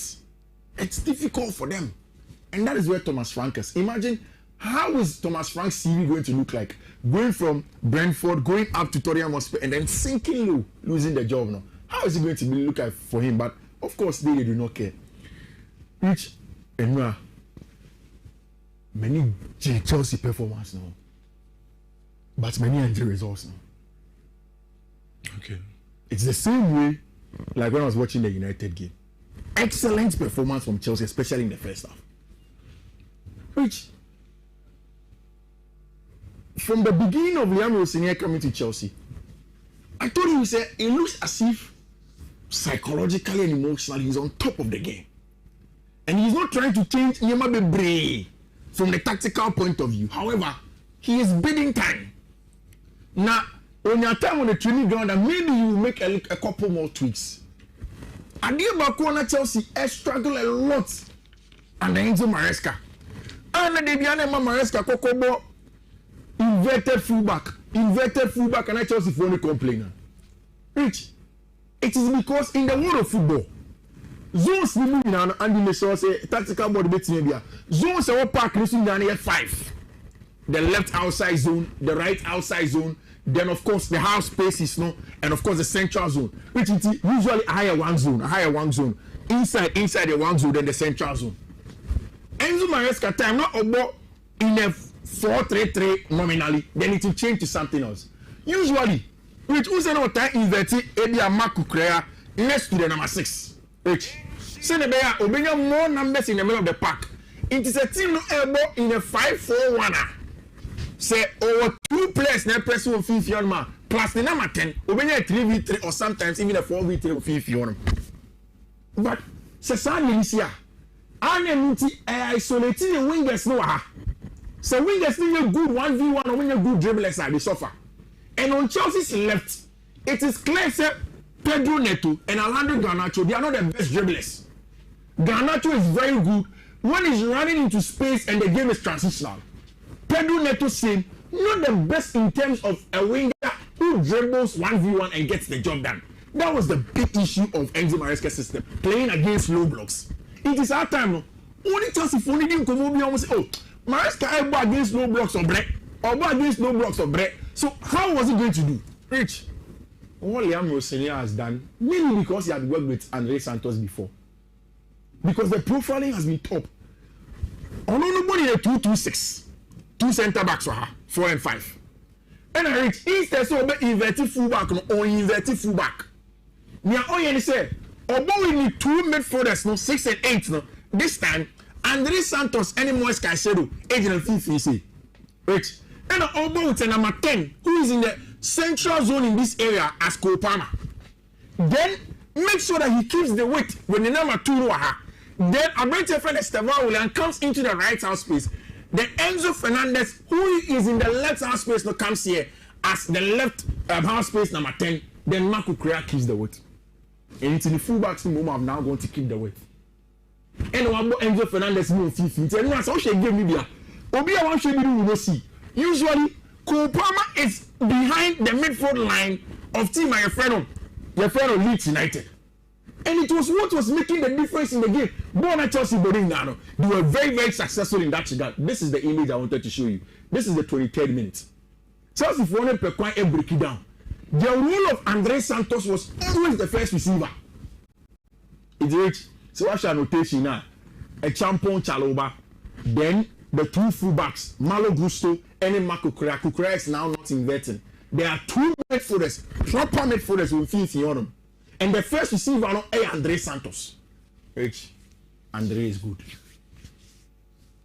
Andre is very, very good. Sometimes you can understand why the Maresca can be so very rushy boy. But maybe because Liam had worked with him before Strasbourg. No? It was easier for him to give him the confidence to cover. First half, about 57 passes, 56 completed. Now, half time, no, all the analysis are now Sky for 1 year now was on Andre Santos. The pass no the mark Kopama for Kopama to set up Joao Pedro. This is it. Say, body be can't drain, sir. Look at the lines here. He breaks it. And Caicedo doesn't break this. In fact, in terms of line breaking, Andre Santos usually is good on the ball. Lavia, all of those people are very good. And even Enzo Fernandez. Once he found this pass to Kopama, we'll beat Leeds United for the press now. I mean, it is difficult. Who's an American say, wolves here are wolf. Obi Ashenibi. But Ubo Leeds United, that's what teach you about so you're good at. Then you are good. In the first half, it was all Chelsea. In fact, since 2004, this is the very first time at Chelsea have game Mama dominated possession. And you can tell in the course of the game.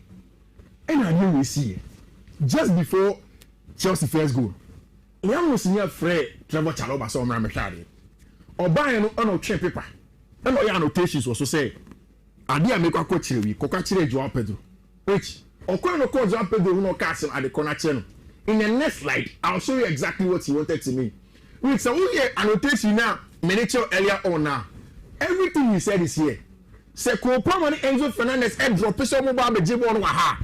The two outside centre back of the Leeds no eba. It is placed by the Babesha Honum. And that is how come Abenti finished Joao Pedro sharing a goal. In the second half there was a penalty. Kopama is getting sharper. But still something is lingering. The individual errors. Individual errors. And Joshua Kofi a champ on the starting match and now he should have cleared this line. He didn't clear. Again, Moise Caicedo. Usually he is more circumspect with the tackles, especially in those zones. But now, again, that mistake and the game turned out. It's just 6 minutes. But that tells you where they are. I like Liam Rossini after the game said, "Your bobo we are about to clips as to why they are supposed to manage games like this." So it was a 2-2 draw, but I like the performance. However, this was a talk of town. Who really know? Did you believe it? Imagine pass Winka Jackson here. You understand? You understand? Cannot pay. Yeah. Chelsea fans be crucifying on. I won't tell you. But how the Kopama did? Because also Kopama on record of always scoring. Jackson on also everybody that I go see. That impression is simple. Boy. And apparently the impression is simple. And me started say me be home come. And I so me nyan to was na de obi yi nyoma bi a kire me. O yi Lionel Messi de kire me. O yi Cristiano Ronaldo de kire me. Oh, one day sometimes I mean it's the big players it happens to them.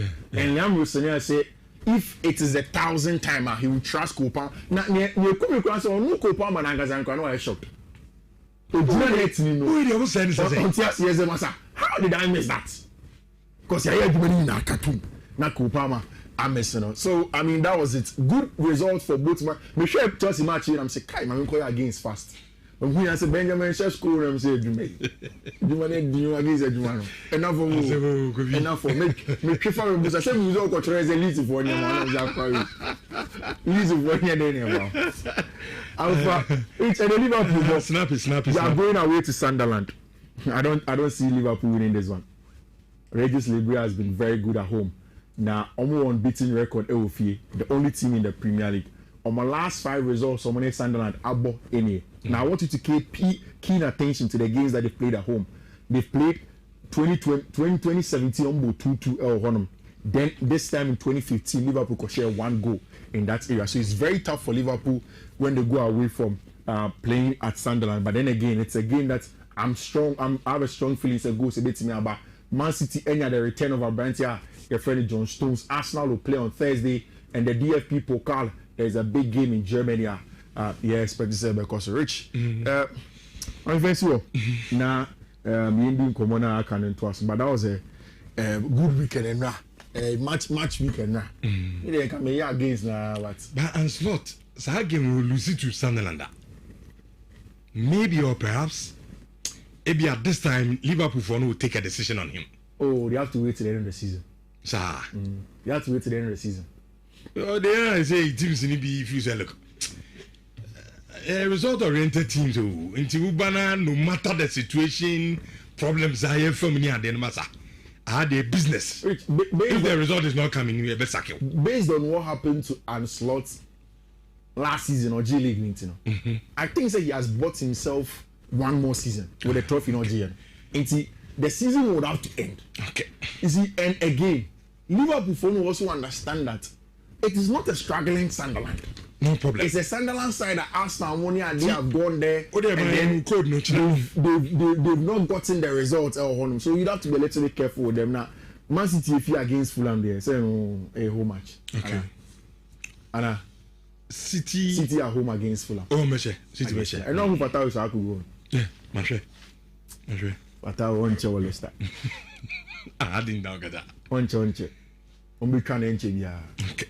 Was born or born too good, especially with that strong left foot. Very, very good Rich. And there are more matches if you can see him for. So Yabema a T4 code. Mr. Mebubama, first one a BW 3B 36 A317. Second one a BW 3B 368AB2. Third one a BW 3B 3683E8.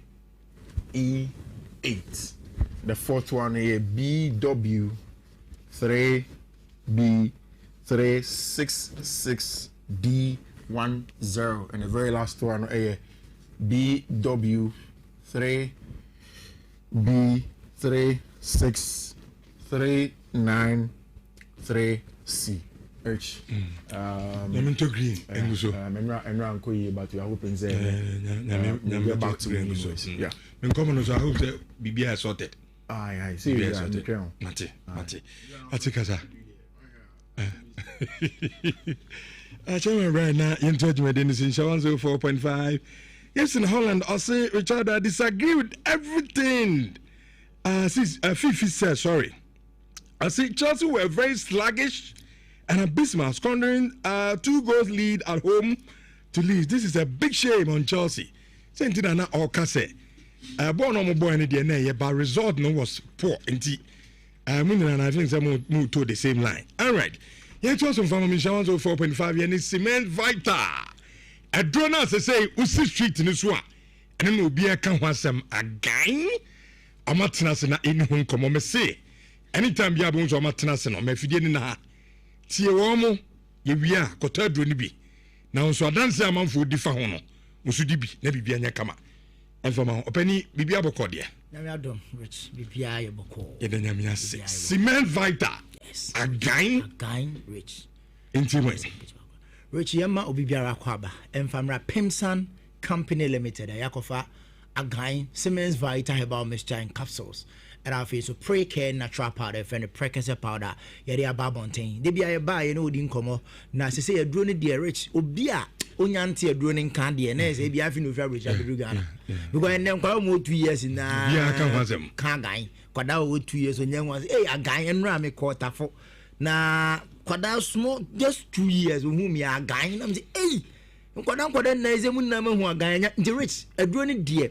Obi onyanti ho asem no na afi ne bia wa be piem Ghana ha na wo nte ha sa pepepe na tie because edro na djuma eye ni nti ama enne no ba bia edro no edin adru honom enti bomodin se wo a wo tie yen wo hwe yen no bekọ pe bi na wato enam se edro we ne eboa mema omomodin mo wo mpem no aba form so you player nke beka say wo form uniform but we be ma idie na say won so no uniform e wo mpem onya agan ni bia be boa abusti libido ama onya stamina ama ahoden so atimi aba na watimi de adwuma de bia me catch say be ma de wo 2 responsibilities so be sori ahomache adware na akọ adwuma mu na akọ first card be fie na dro nwumra nso obesan so aye adwuma e wo efie mi kire bedroom ho no obeya adwuma na watimi meet the expectation of the society and your bushani in a sap penalty into your bear man at the piano dear with Juman is all quabontain now cocoa Juma oh Jimmy bottom na on Jimo I ask Kahwa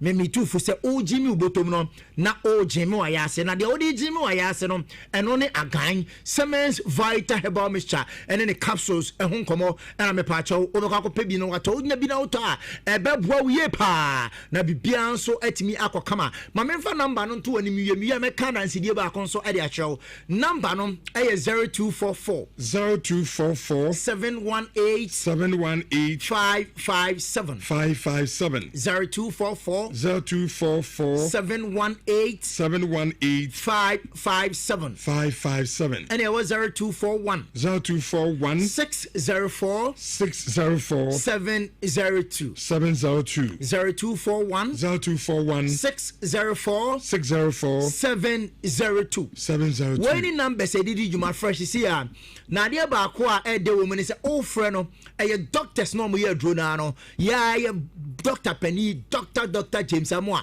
pick call no team of doctors any scientists omu ye adwuma Pemsan Company Limited ye drona na ne wudi hu nkomo medical culture say we mpanyimfo a oni nim die wa bibidrom no oh about Bill Professor Emeritus yes omo no ye adwuma Pemsan Company do ofra wo dia ne say wo chechim na wa yare sana asase ano no na bibia nso atimi aye kama na rich maker say memma wadansidie ba ko no enu a me fritafo eba no na me wuramu e was run about man panika cradin fie no bebe 60 plus traffic him say again modro na yo nyame nko anka me iri ja me say nyam oh yes o say nya aduro na anka na iri ja no aduro ni ye pa na odama se wo traffic no enya asem keto akra enti aduro ni die ne ye catch obi a wadi v 60 plus medical catch say aduro ni di the Siemens Vita Herbal Mixture na mom no aduma aduro ni ye ma ye papa panyi bi asa bi nyame mfa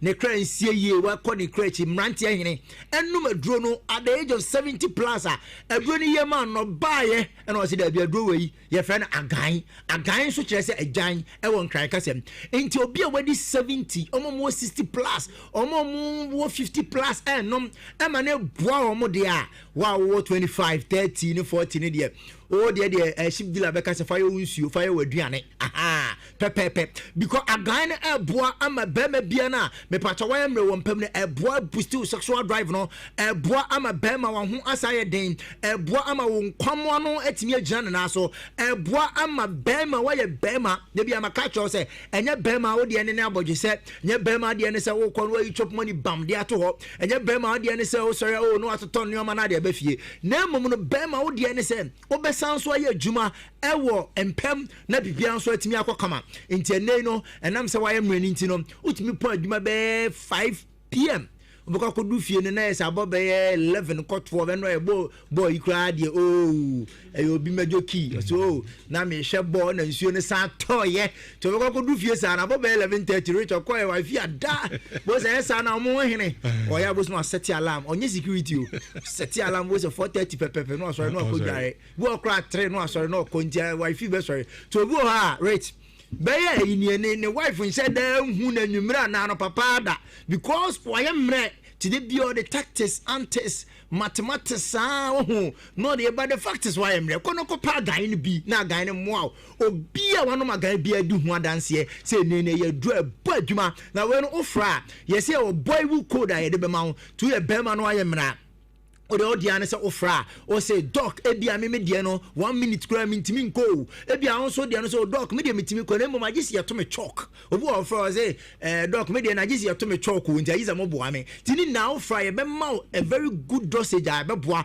ama no ma be sha ase apeke ten na de ba ko wa duro no hu no say aduro we say ni aduro a me patcho a treat sexual weakness fashion utirim say eyare yes eyare microcosm factors ene de ba ebia infections ebia waist pains ebia kokobi ebia adwuma wo ebia aduane kura wo die no kura because be ma de nyese wo die ade ye fim bebrebe te bia na wo die aduane ye fim bebrebe eno so ka ho na e cause sexual weakness na ma wo ye mre wo mpam na wo de wo fra ye ma wo drama wo nom no rich ne ye san so emma adidie ho akwankyere ne ye san so cheche onioma wo be ye rich nim say ye wo exercise bi wo kura wotimi ye your type of exercise are rich it me boa or sexual performance exercise you if you be da no or press up near the you exercise and so no so timi pisti or sexual we no ma on den e won pem kosro inti sane o mani ni na no fry e be kire wo de aka duro no na wanom inti infections e ye afi ho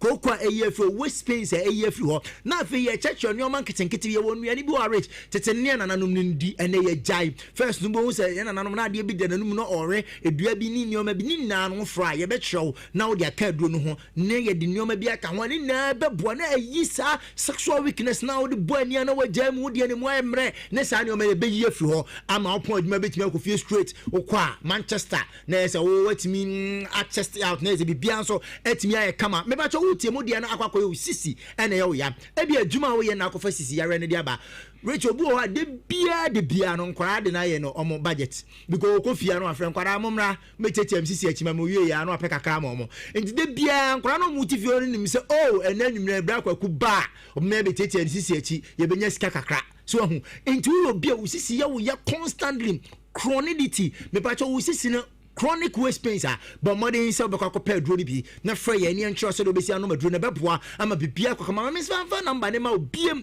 na fresh sisi ya number no 0244 718 557 and it was 0241 604 702 which you can say no bia no honam ye ne bia be hia gan ne bi and I'm saying you know honam ya no endorphins e wa dro no na eboa rich ye exercise education kakra bi ye wade bi oni padua ni ma ye friend endorphins no nyankopon nankasa ni nimdie mi no o de bia gu nipa biara wote ase ajimu eho na sa endorphins no na the endorphins ni ye say every biara beti pains say wo be ye adwuma no wabre say bia bibi be bo accident bi ana say pain bia beba any form of pain ni be fa so aba no na adwen no release endorphins no na akọ be bia pains ni wo no na akọ yi pains no ana ya wo ne de afi ho enti du ba bia de timi bo wo bo say Richard onnu maduro wo bo say na no akọ wo ba bi timi ya wo ya onnu maduro bia na pains na no akọ naturally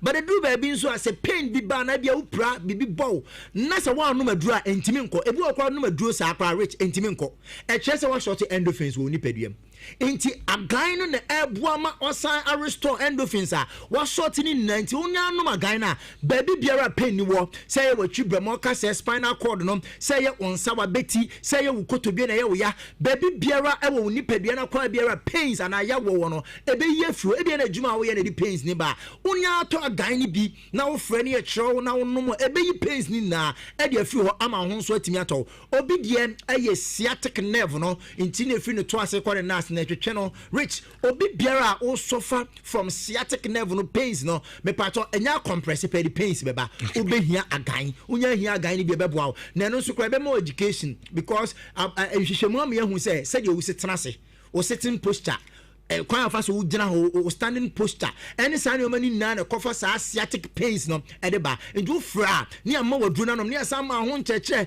na afei no unya no madru ni wie pains ni kwa emma biem na ho so atimi atɔ but modern se o tie wo kumase a obeko PFA pharmacy na dodo mo akɔ tubi na so akɔ ton pe ne ba ko so awura mu a ɛwɔ emuramu benya bi enso ɛwɔ misty herbal afei su keo Freddie Mens and a rock pillar akwa won sabeka bi afen so obenya bi enso e wo colina kaiba ne dani e wo ashton akwa won sabeka dodo bi a opa bi enso atimi ato o asafo na wutie ya boramu e wo Kumasi Technical University urom gate in Mahab May Pharmacy enso ho Abepo Junction for no munna munramu enso e wo Arms Herbal na kokko pebito Ghana haba bi etu aduro ton biara no oboramu a also pa agan Siemens Vita Herbal Mixture and an capsules number no quick one 0241 604 702 and it was 0244 718 557 557 Richard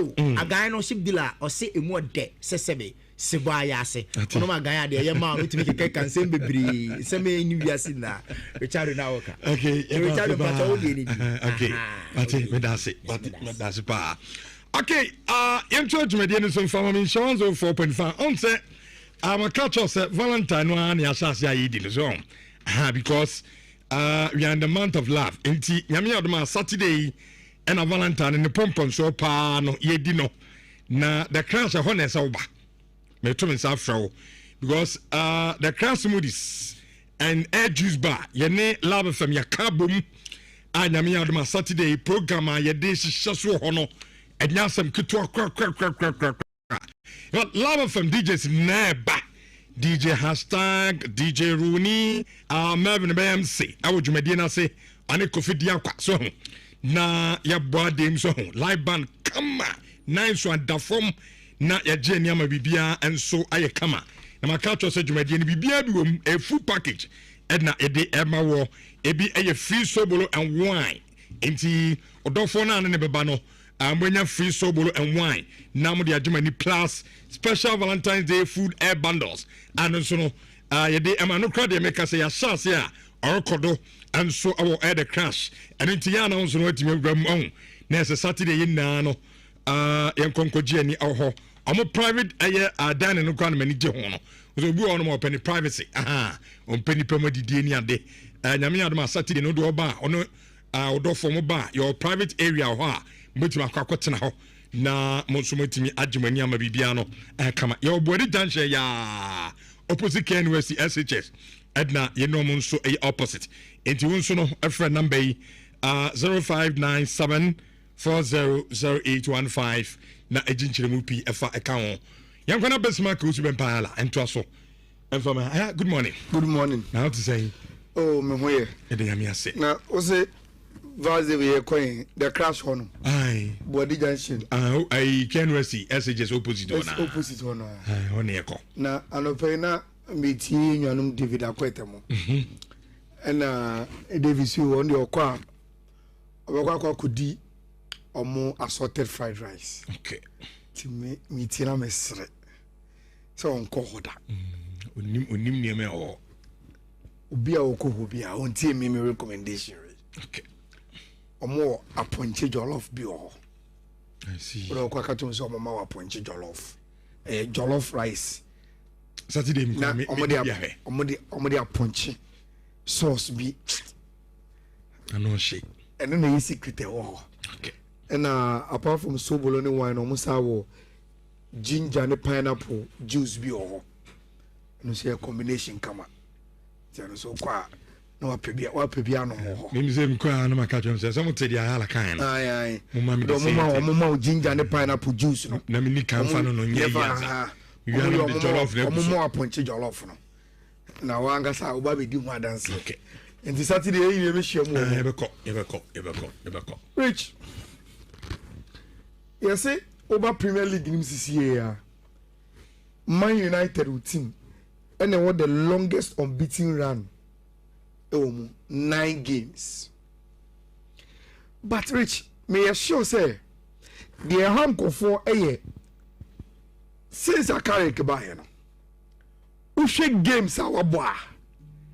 Any baby and teams now share woman or muda ewo table no so. Rich Anka dear Uncle Biabaka say, oh, where the air fukra. What's up? Any another went to me answer. But only say a crime so no.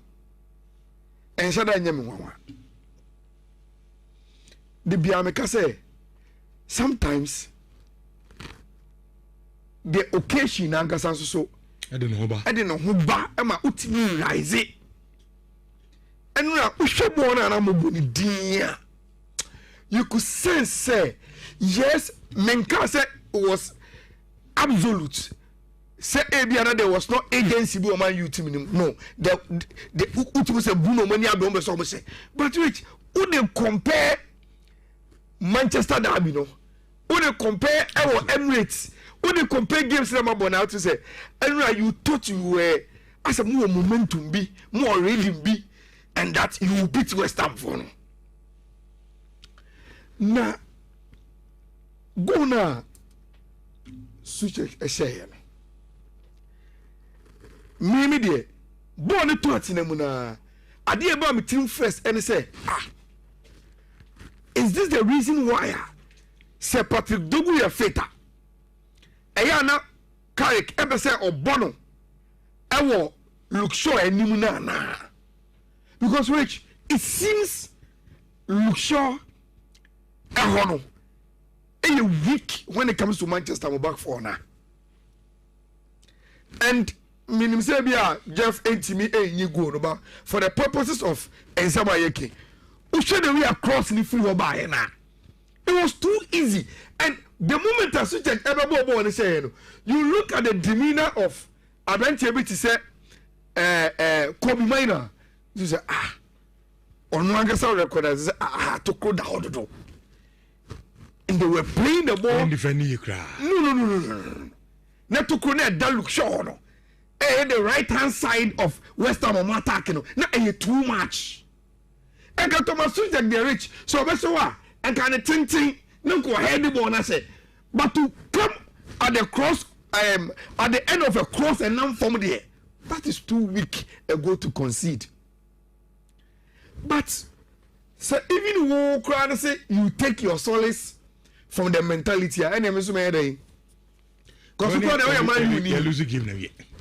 we are man uni who expectations on the club no was so na so so la media tum the way even ye call from no yeah to the end I timi equalizer no I love that spirit because Saturday na me say dem who you man you mu then I will accept it too and no time Benjamin Sesko the ball to at no and I'm say hey there is a man we used to know and a technique now applying a confidence in rich the technique a striker just all confidence now striker there you need to score goals so who say goals now not a day confidence in neighbor now look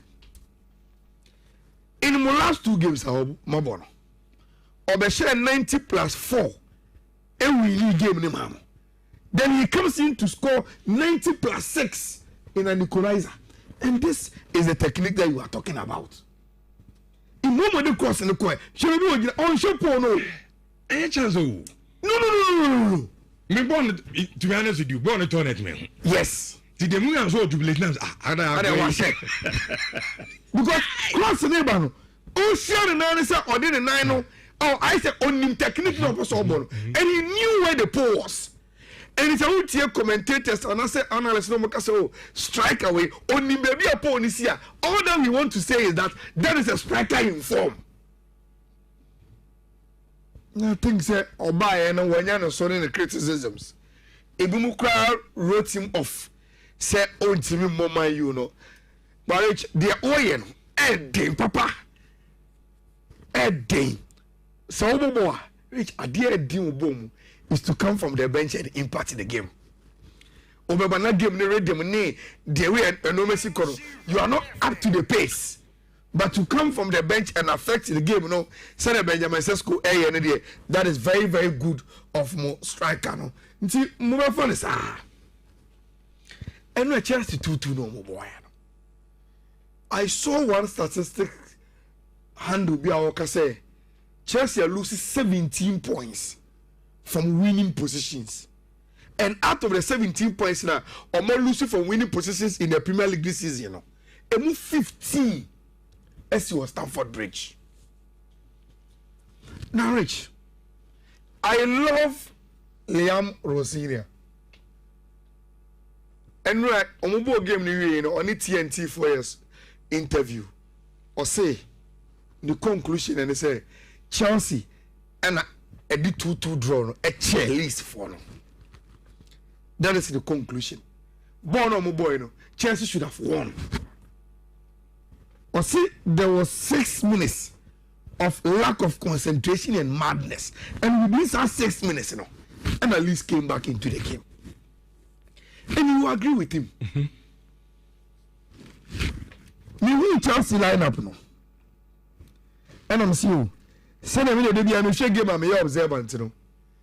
I saw a Chelsea 4-2-3-1.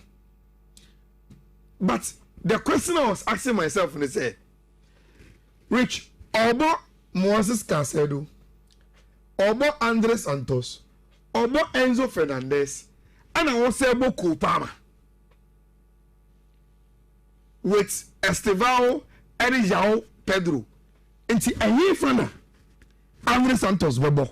So on him was Casedo above 6 and 8. And he found a Kopama Bobo. Will he play Kopama, one of the wingers, with Estevao at the other side? Now on the Enzo Fernandez Abidjan number 10. And I say, Obo Kopama number 10 and push Enzo Fernandez to one of the wings. I am who say Obubi.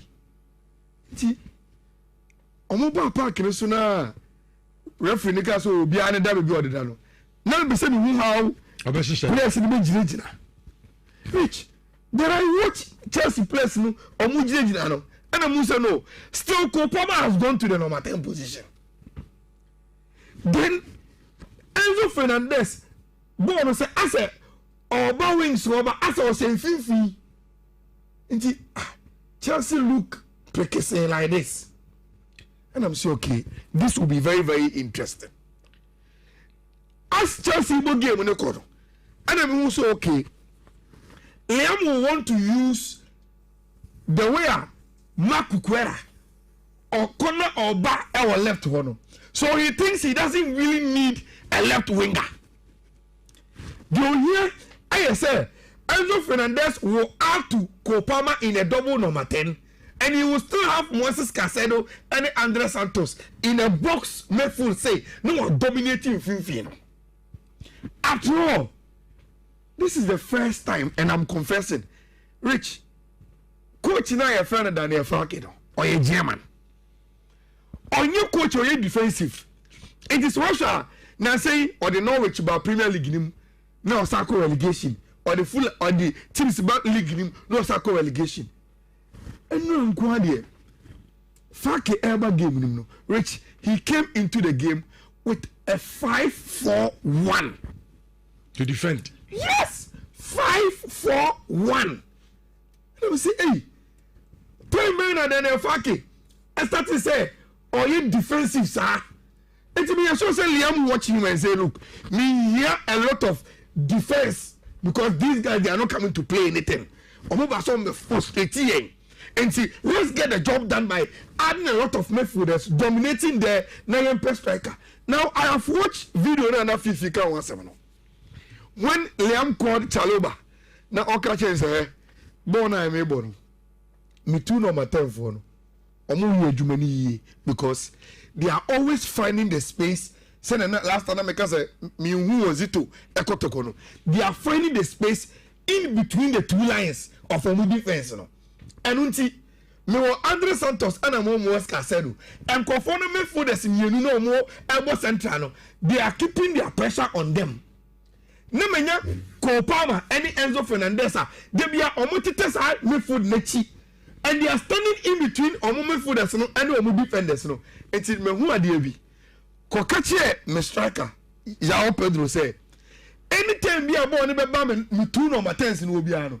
I am controlling defenders, no, and a pushable pressure on Mojabono. Now, Omo no, it's only Manina Gina offside position. Netty tempo for Nechi.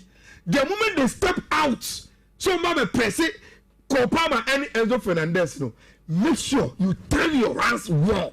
Near more born into my Ubeshego. Rich, Okokachi and check. And our first go to buy. That is a hallmark of a coach. Then Chelsea came into the second half, added an early 2-goal lead. Means, oh, Chelsea are home and dry. Then came those moments of madness. Rich, in such situations, what the question went? Oh, and your coach. This is no coach. And your coaching. Yeah. Until we go back to those days when Liverpool was so poor defensively. Now club by no and I say obe coach situation, you know. O coach yamfa. No say ura, I see a kotoba. You be beer now coach betting yourself. We will need to go and buy one toilet and umbra. Yento ibuku na yen two players no me solve problem no rich awo that is why Liam say they gave the game omuma points and I say omo a chair team IFN Leeds United because which there is a dominance first half and the FIFA was in the first half Leeds was 0.01 SG. The whole of the first half omo one shot omo ba kumpo on target and they can only afford 35% of ball possession.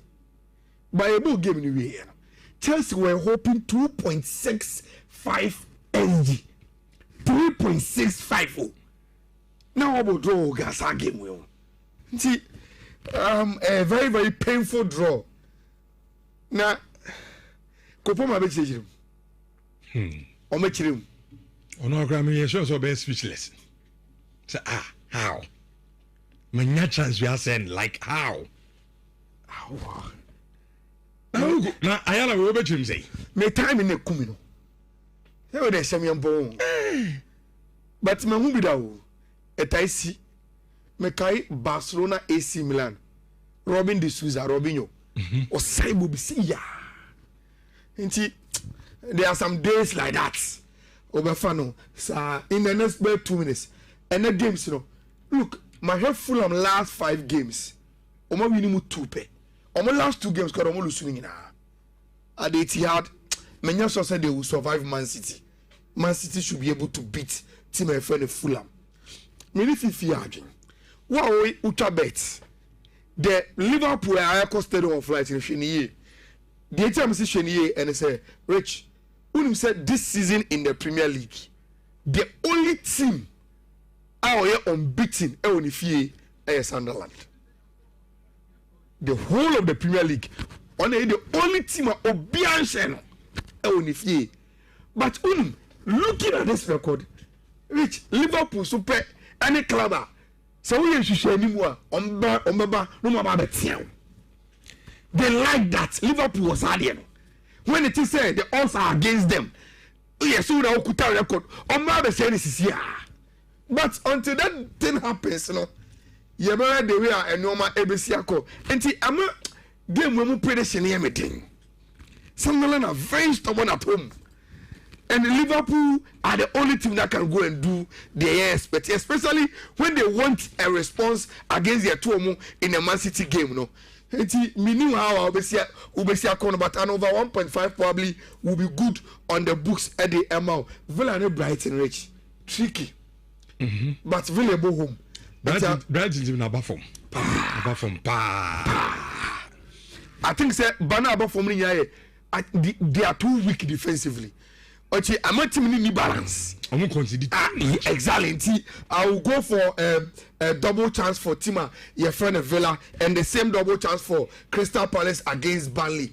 And may expect Nottingham Forest so probably will get a double chance against Wolverhampton Wanderers. And then the first semi-finals of the Copa del Rey by Ochina and Barcelona, everybody left Real Madrid. And Opemi who said, Jero, a report, he said, Oko Barcelona training na Rafinha and Rashford and yet training and they be missing Ochina game no ewo ehonum Thomas Frank Gray apomono results in Nkoye Roberto De Zerbi apomono me sure say Thomas Frank decision no Rich it is linked to De Zerbi there no before De Zerbi call Marseille no not Tottenham Peno and Okoye timi so mu se no ho abeda ho no se o masa me yenya akwa we kan na yentimi ekwan mu mie na yentimi emmefa ne there are some beautiful games be in the Premier League Mbano a Champions League there are 2 games I'm expecting Arsenal to beat OH and at least Real Madrid echo away to Paris FC no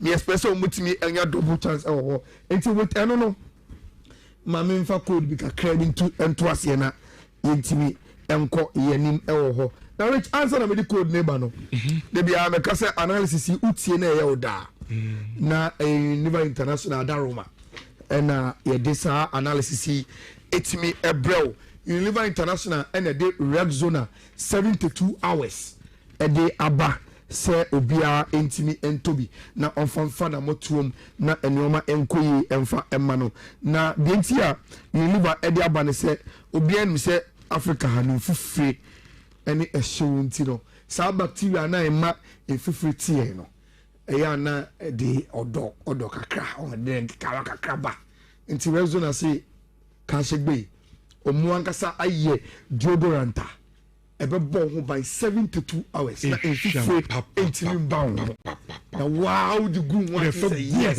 utimi say yes I'm confident kosoro it is said we go to expensive spray na odi agu ho na we kwa the ensa men mfufire nti ɛyɛ very very good product ɛna yɛdi ho adanseɛ ɛde ma no nti na bia o deodorant bia no ma no ɛnyɛ Rexona ɛmfa ɛma me sɛ Rexona ni bi na open to a na wakɔda de ash hɔ ɛwɔ Kumase ɛdum Mercedes Anoche Plaza building ni ma opposite Boss FM hɔ no ofrɛ no 0531013881 a onsa ɛbɛtumi aka bi okɔ Beauty Glow hɔ so a onsa ɛbɛtumi aka bi ɔmo 2 shops ɛwɔ ɛdum near Asempa Pharmacy ɛwɔ ɛdum present wa udu Kenyatia Dubai so a opposite the police station no ɔmo ɛwɔ hɔ Kenyatia Gate 8 CBG Bank no Beauty Glow ɛnso so ɛwɔ hɔ a onsa ɛbɛtumi aka ɔmo frɛ ɔmo ɛwɔ 0543 384-956 na Rich unim say Unilever International for ya and a seminar a friend locks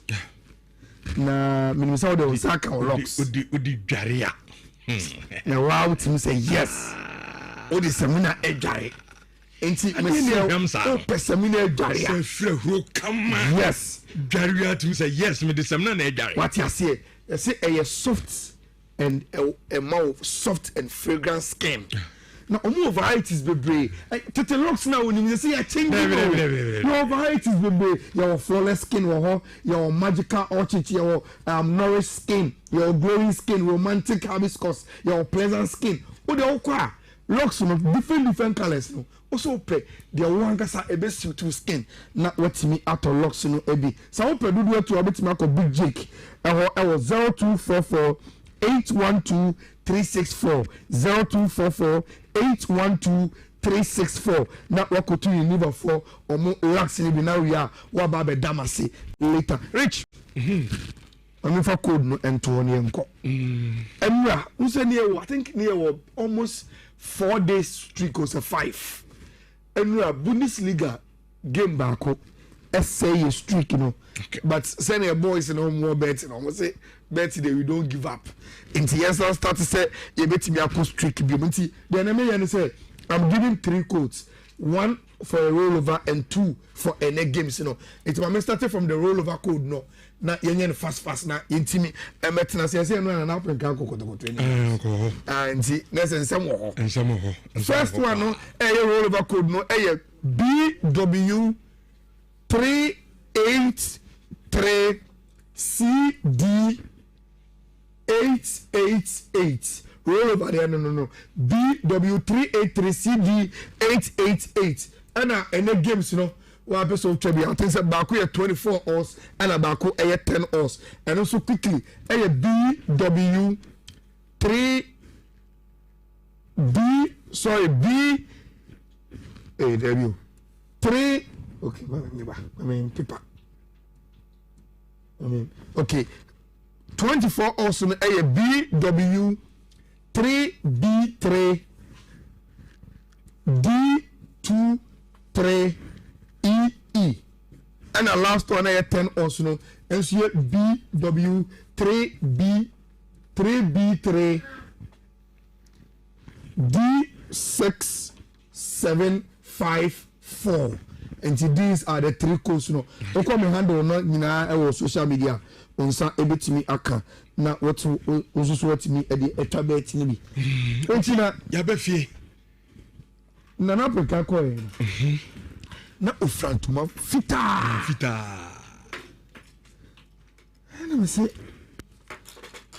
o pa si chire ye na yente colors asiana ana na peka ni bibia ye ni rich uzenga they are two kutoko against aduana idiot ebi a kokora ofra kokoo bi the fifia area kai me play be na call press conference a call na Ronaldo. Because there was interest that although some says in China, you say all the idea of fat in the Bacon one minute. Oh, we met me, my piano. One minute, Obano,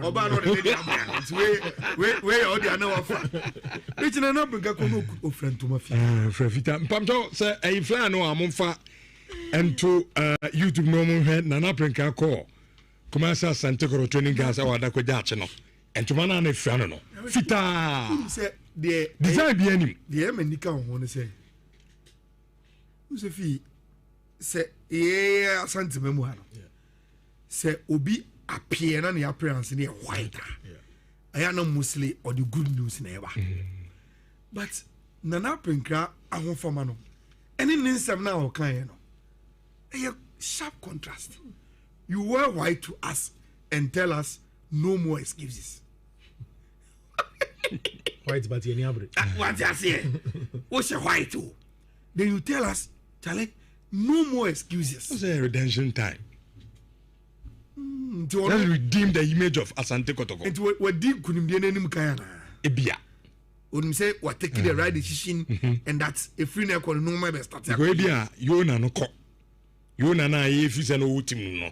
It's a Jano Quayman a cock. Inti yempe excuse be Miss Way younger say interpretation. I read here some near come be vanquished. I don't say. And an African say you don't know baby. I'm the margin say of the who ye the message because I mean Koro fans say problem near coach no. Can't you to new problem no.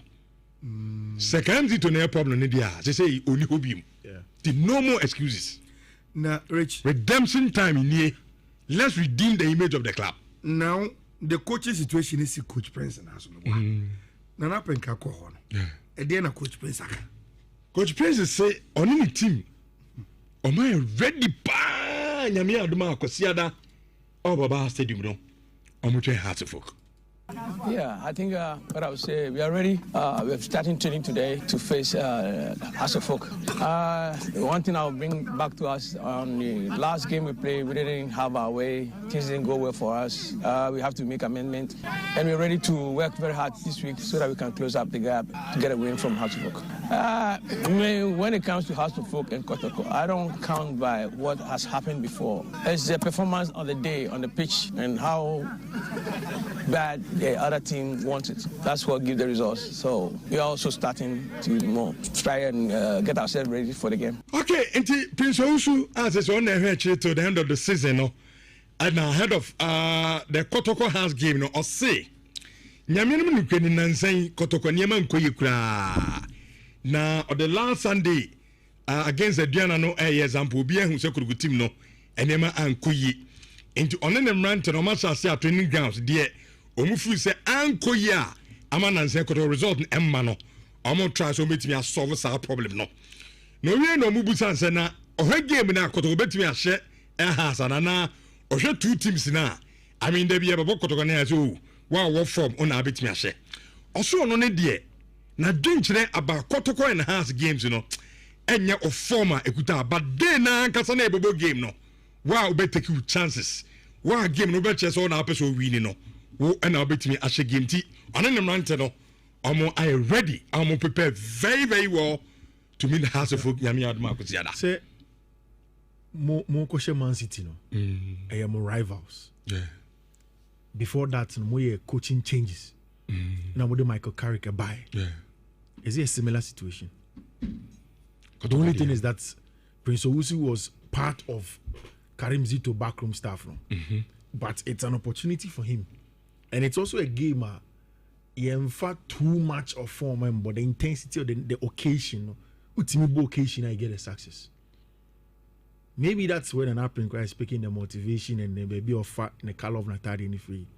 Right. Say the boys will get some motivation. Sometimes breath of fresh air to me this idea in the bar. Okay, we are starting anew.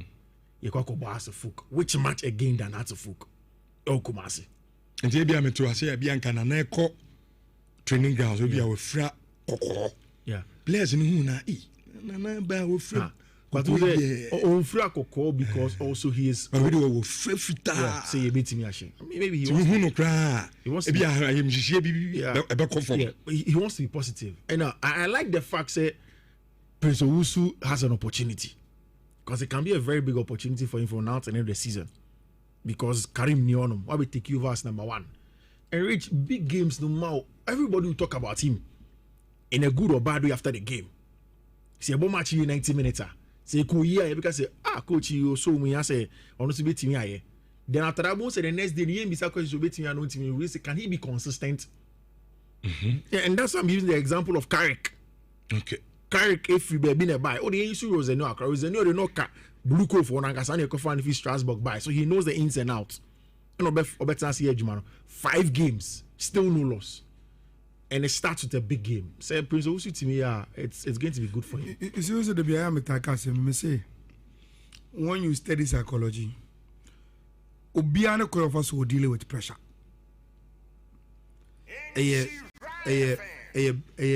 Individual differences. Which you tell them way. So in sharp passports confirm. Na management afraid na omaka say oh they want to find solutions to insure power sports. Na omaka solution ni boom as a grouper. Me in China as Obia minim psychology now say they are using the wrong approach. You will be out tiatiano. Say I didn't know you are not doing it right. Rich obeko akwa ye. Opesa pressure no. Obu also a obu ni jape no adum no. Okunukra. And ontimi ye biem. Ohia ase onene kasa na wo ochiche ne re na wo hye ni nkran, then the person will lift it. Now maybe I will say this for the first time on the show. Coach Prince Owusu, I have a personal relationship with him.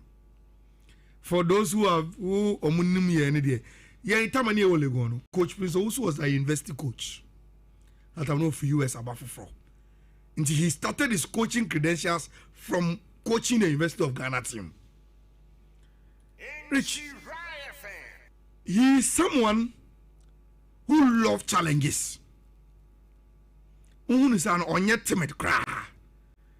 Or challenges, or when the stakes are high and you throw him into the wall.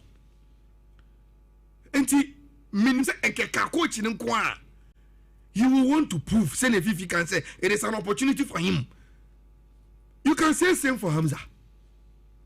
Rich, Hamza is our big ambitions. Met me catch say in the last few years, Adia unlimited Hamza and the license and and they were not doing the cost too for him to do it. So Hamza ko pramuba no kutak license air. Rich, me assure Hamza na minimum will go in for a top job and to be his own man, because he thinks was shared in the war and Kofasia enough to also own the journey. And it's a ukasa 2 coaches in the Boma. Now more opportunity say they should prove themselves. For me, at the technical team level, me no problem. Me only issue is say me nim kotoko players ni individually ye. And the kotoko team was say doesn't even have a psychologist. And one way you may be approaching the kotoko team as to how they should deal with pressure, but because you are not an expert, and now you get it wrong. This is the time, and if even it's on hiring basis, Kakotokonya within this space till the end of the season, go hire a sports psychologist for the team, not on permanent basis, but within this time, Would 1 month? Exactly. He will come around, study the players one by one, and will know how to approach Obia to get the best out of. Because my candidate say, Rich, and you say, BBA start with the mind. Your mind is everything you do. And see, and yes, situation, you just have to talk about it and try and shape momentum and enthusiasm and see if they will come back. They are professionals who could have done Sergio Mano. Rich, and you may have took it away. We are so say at the end of half year, they will take advantage of the situation. Because you are going to meet in a super clash, and Obamuno, what has dealt with already. Tell my new life for you, Mona. They also went into that crisis mood. No, they've solved that already. I feel like Kotoko doing so. If you are House of Folk, you need to take advantage. So how do you do it? And from a now Kopim Sunday, now Kotoko Timi, and solve whatever be. No, there will still be hangovers. Yes. There will still be hangovers. Kotoko will even play House of Folk game, you know, first 15 minutes, you know, jittery, trying to find their feet. Rich, OTSCA, Mibusa say, what kind of Kotoko supporters? And I was expecting what Baba was supposed to be able to tell me. Ebeye supporters are Omoba. Ababe supported team no matter what. And I say supporters Omoba to add the pressure. Mama Diane ya number bomb 77 kwasiabo habubehu. You are you not going to get to that? In the first 15 minutes in the ground, you can't even predict the kind of supporter Kotoko Benya and will fear against us. And after the 15 minutes, then when they know say no, and then Kranabaso will come one here, then they will start to support. So imagine, maybe analyst with Makabibia has scored in the first 15 minutes. Then scoreboard no. And ye jubilant, yeah. Then a Kotoko supporters need to want to say, and then they also turn against their own team. After both red side, rebel side, Nina, Kotoko team in pressure. What do you think will happen? But imagine you get into the game, first 50 minutes are better panai. And see, the dynamics are awesome. The dynamics in the dorsal. Yakan say House of Folk is one of the best away teams in the Premier League. Atapo Kubetna, or say House of Folk is one of the most tightest team to penetrate. Last time Mekacho say Michelle has against 11 Wonders. That was the only game Masha has underrated opponent, and they considered a lot of chances. Continue the man in him. Say he has to play it tight. So often say, oh, this is a Kotoko team that is in crisis. Young go at them, he will give away a lot of chances. Said, oh yeah, against 11 Wonders. The difference will be, and they say 11 Wonders don't have killer instincts. Players on which my finisher off Kotoko may have it in Abetamwa and no more Makano. Game with the dynamics in the dorsal. And see, if you never see Sunday here, Rich, your game here, so Kotoko say, poor Chine center line 50 cities and a VIPF 100 cities. Okay. Until we any born in this the form kuta 50 kuta 100 ubet me about shake game nibi. Now so we are Kotoko has fun there. You don't have an excuse not to be there. But Rich, the typical neutral football fan. This is one of the super class I also be. You saw them cause the match pa. I also ba. Hey, what's a game where 5 p.m. More for now. Rich, that give me miss that. For neutrals, this is one of the Kotoko House games. You can't even predict who will win. Obi Nisrunchi Obi. As a pet. Yes. Enti eye no man kiti and I do Obi esere and Obi Sumba. And when you get into a super class, I want that kind of mood. Nima the papa. Almost say Kotoko for Jimmy Yobi. But almost ask for so Yobi. Obi and Jimmy met to know. Obi here to take game, no. Doing no on to say Sunday any beso. We have a game to watch. Okay. And I want to see how Kotoko players, technical team, will react to the Africans visit to Omo Adakojachino. Sunday Nebechile, I want to know how did Damani is coming to take advantage of the Kotoko situation on Sunday. Until Sunday there, and Yasam Ketua Chinanida say in the studios, we will have one Kotoko player, then one of Omo communications. It's your China. Sa player no moment maybe how he is dealing with the pressure on one kasa personally. How they know me Kotoko video bia Omo egu sa ice bath no. Me hu lodamo ho me hu awuchi na me busa say na awuchi oda so Kotoko. Awuchi da so. Oda so ho no den so nim. No den so. So and I did see Rich your game here Sunday. Okay. You will Kobe. do it. Wait there. For me, send Makani, I'm saying Makani now. A big opportunity for Coach Prince will say if he takes it, boom. And I think the only difference in is like Ala said, or Bob Abara Sports Stadium, and there's going to be more pressure. ABNK away from home. What is there to lose? I can't watch now. Yeah. But I mean, still, I think that there's something in the Onya draw cry he has won the day. But you also only said 2 teams on trophy new. He knows I could go has it there. Because league no. And to camp. Unfortunately for them, me and Una so MTN Cup of Mafia. Tell make us almost league in Susua, only into camp ni. And wash and your bragging right. It means that Kotokone House will delay another Africa for another year. And you can't even say for sure Senesti Omboko. Jumane Dion. Munasi, you know, his job is cut out for him. Now, with all the acreage, often department by department, one of a strong team. Goalkeepers made a Omontai. For me, I think Kotoko has a strong team. Goalkeepers, Mo Kamara, and Benjamin. Mo Kamara solid. Benjamin Asari solid. And then Kaka craving coming to Tiwi. Say, anybody will be a better surprise if Solomon Abashibe the Mars or Sunday. Will you be surprised? But I was of solid deputies. Yes. Agbeshini, but Kotoko Kradi. You can be 100% sure Kamara that can change it. But me say, will you be surprised? Yes, if on Sunday.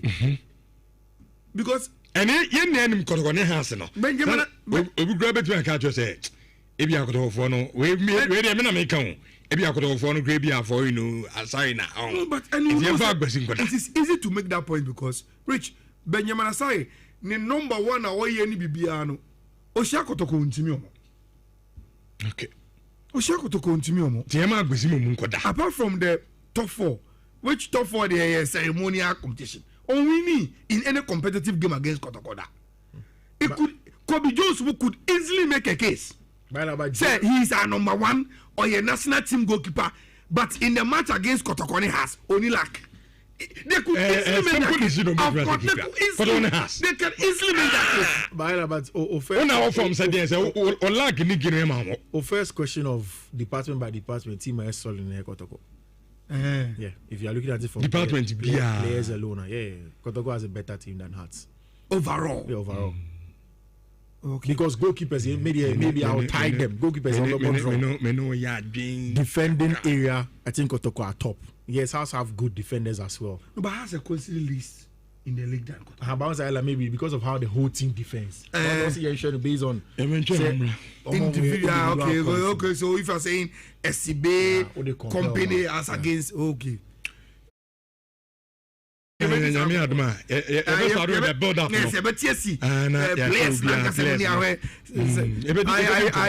disagree kakra.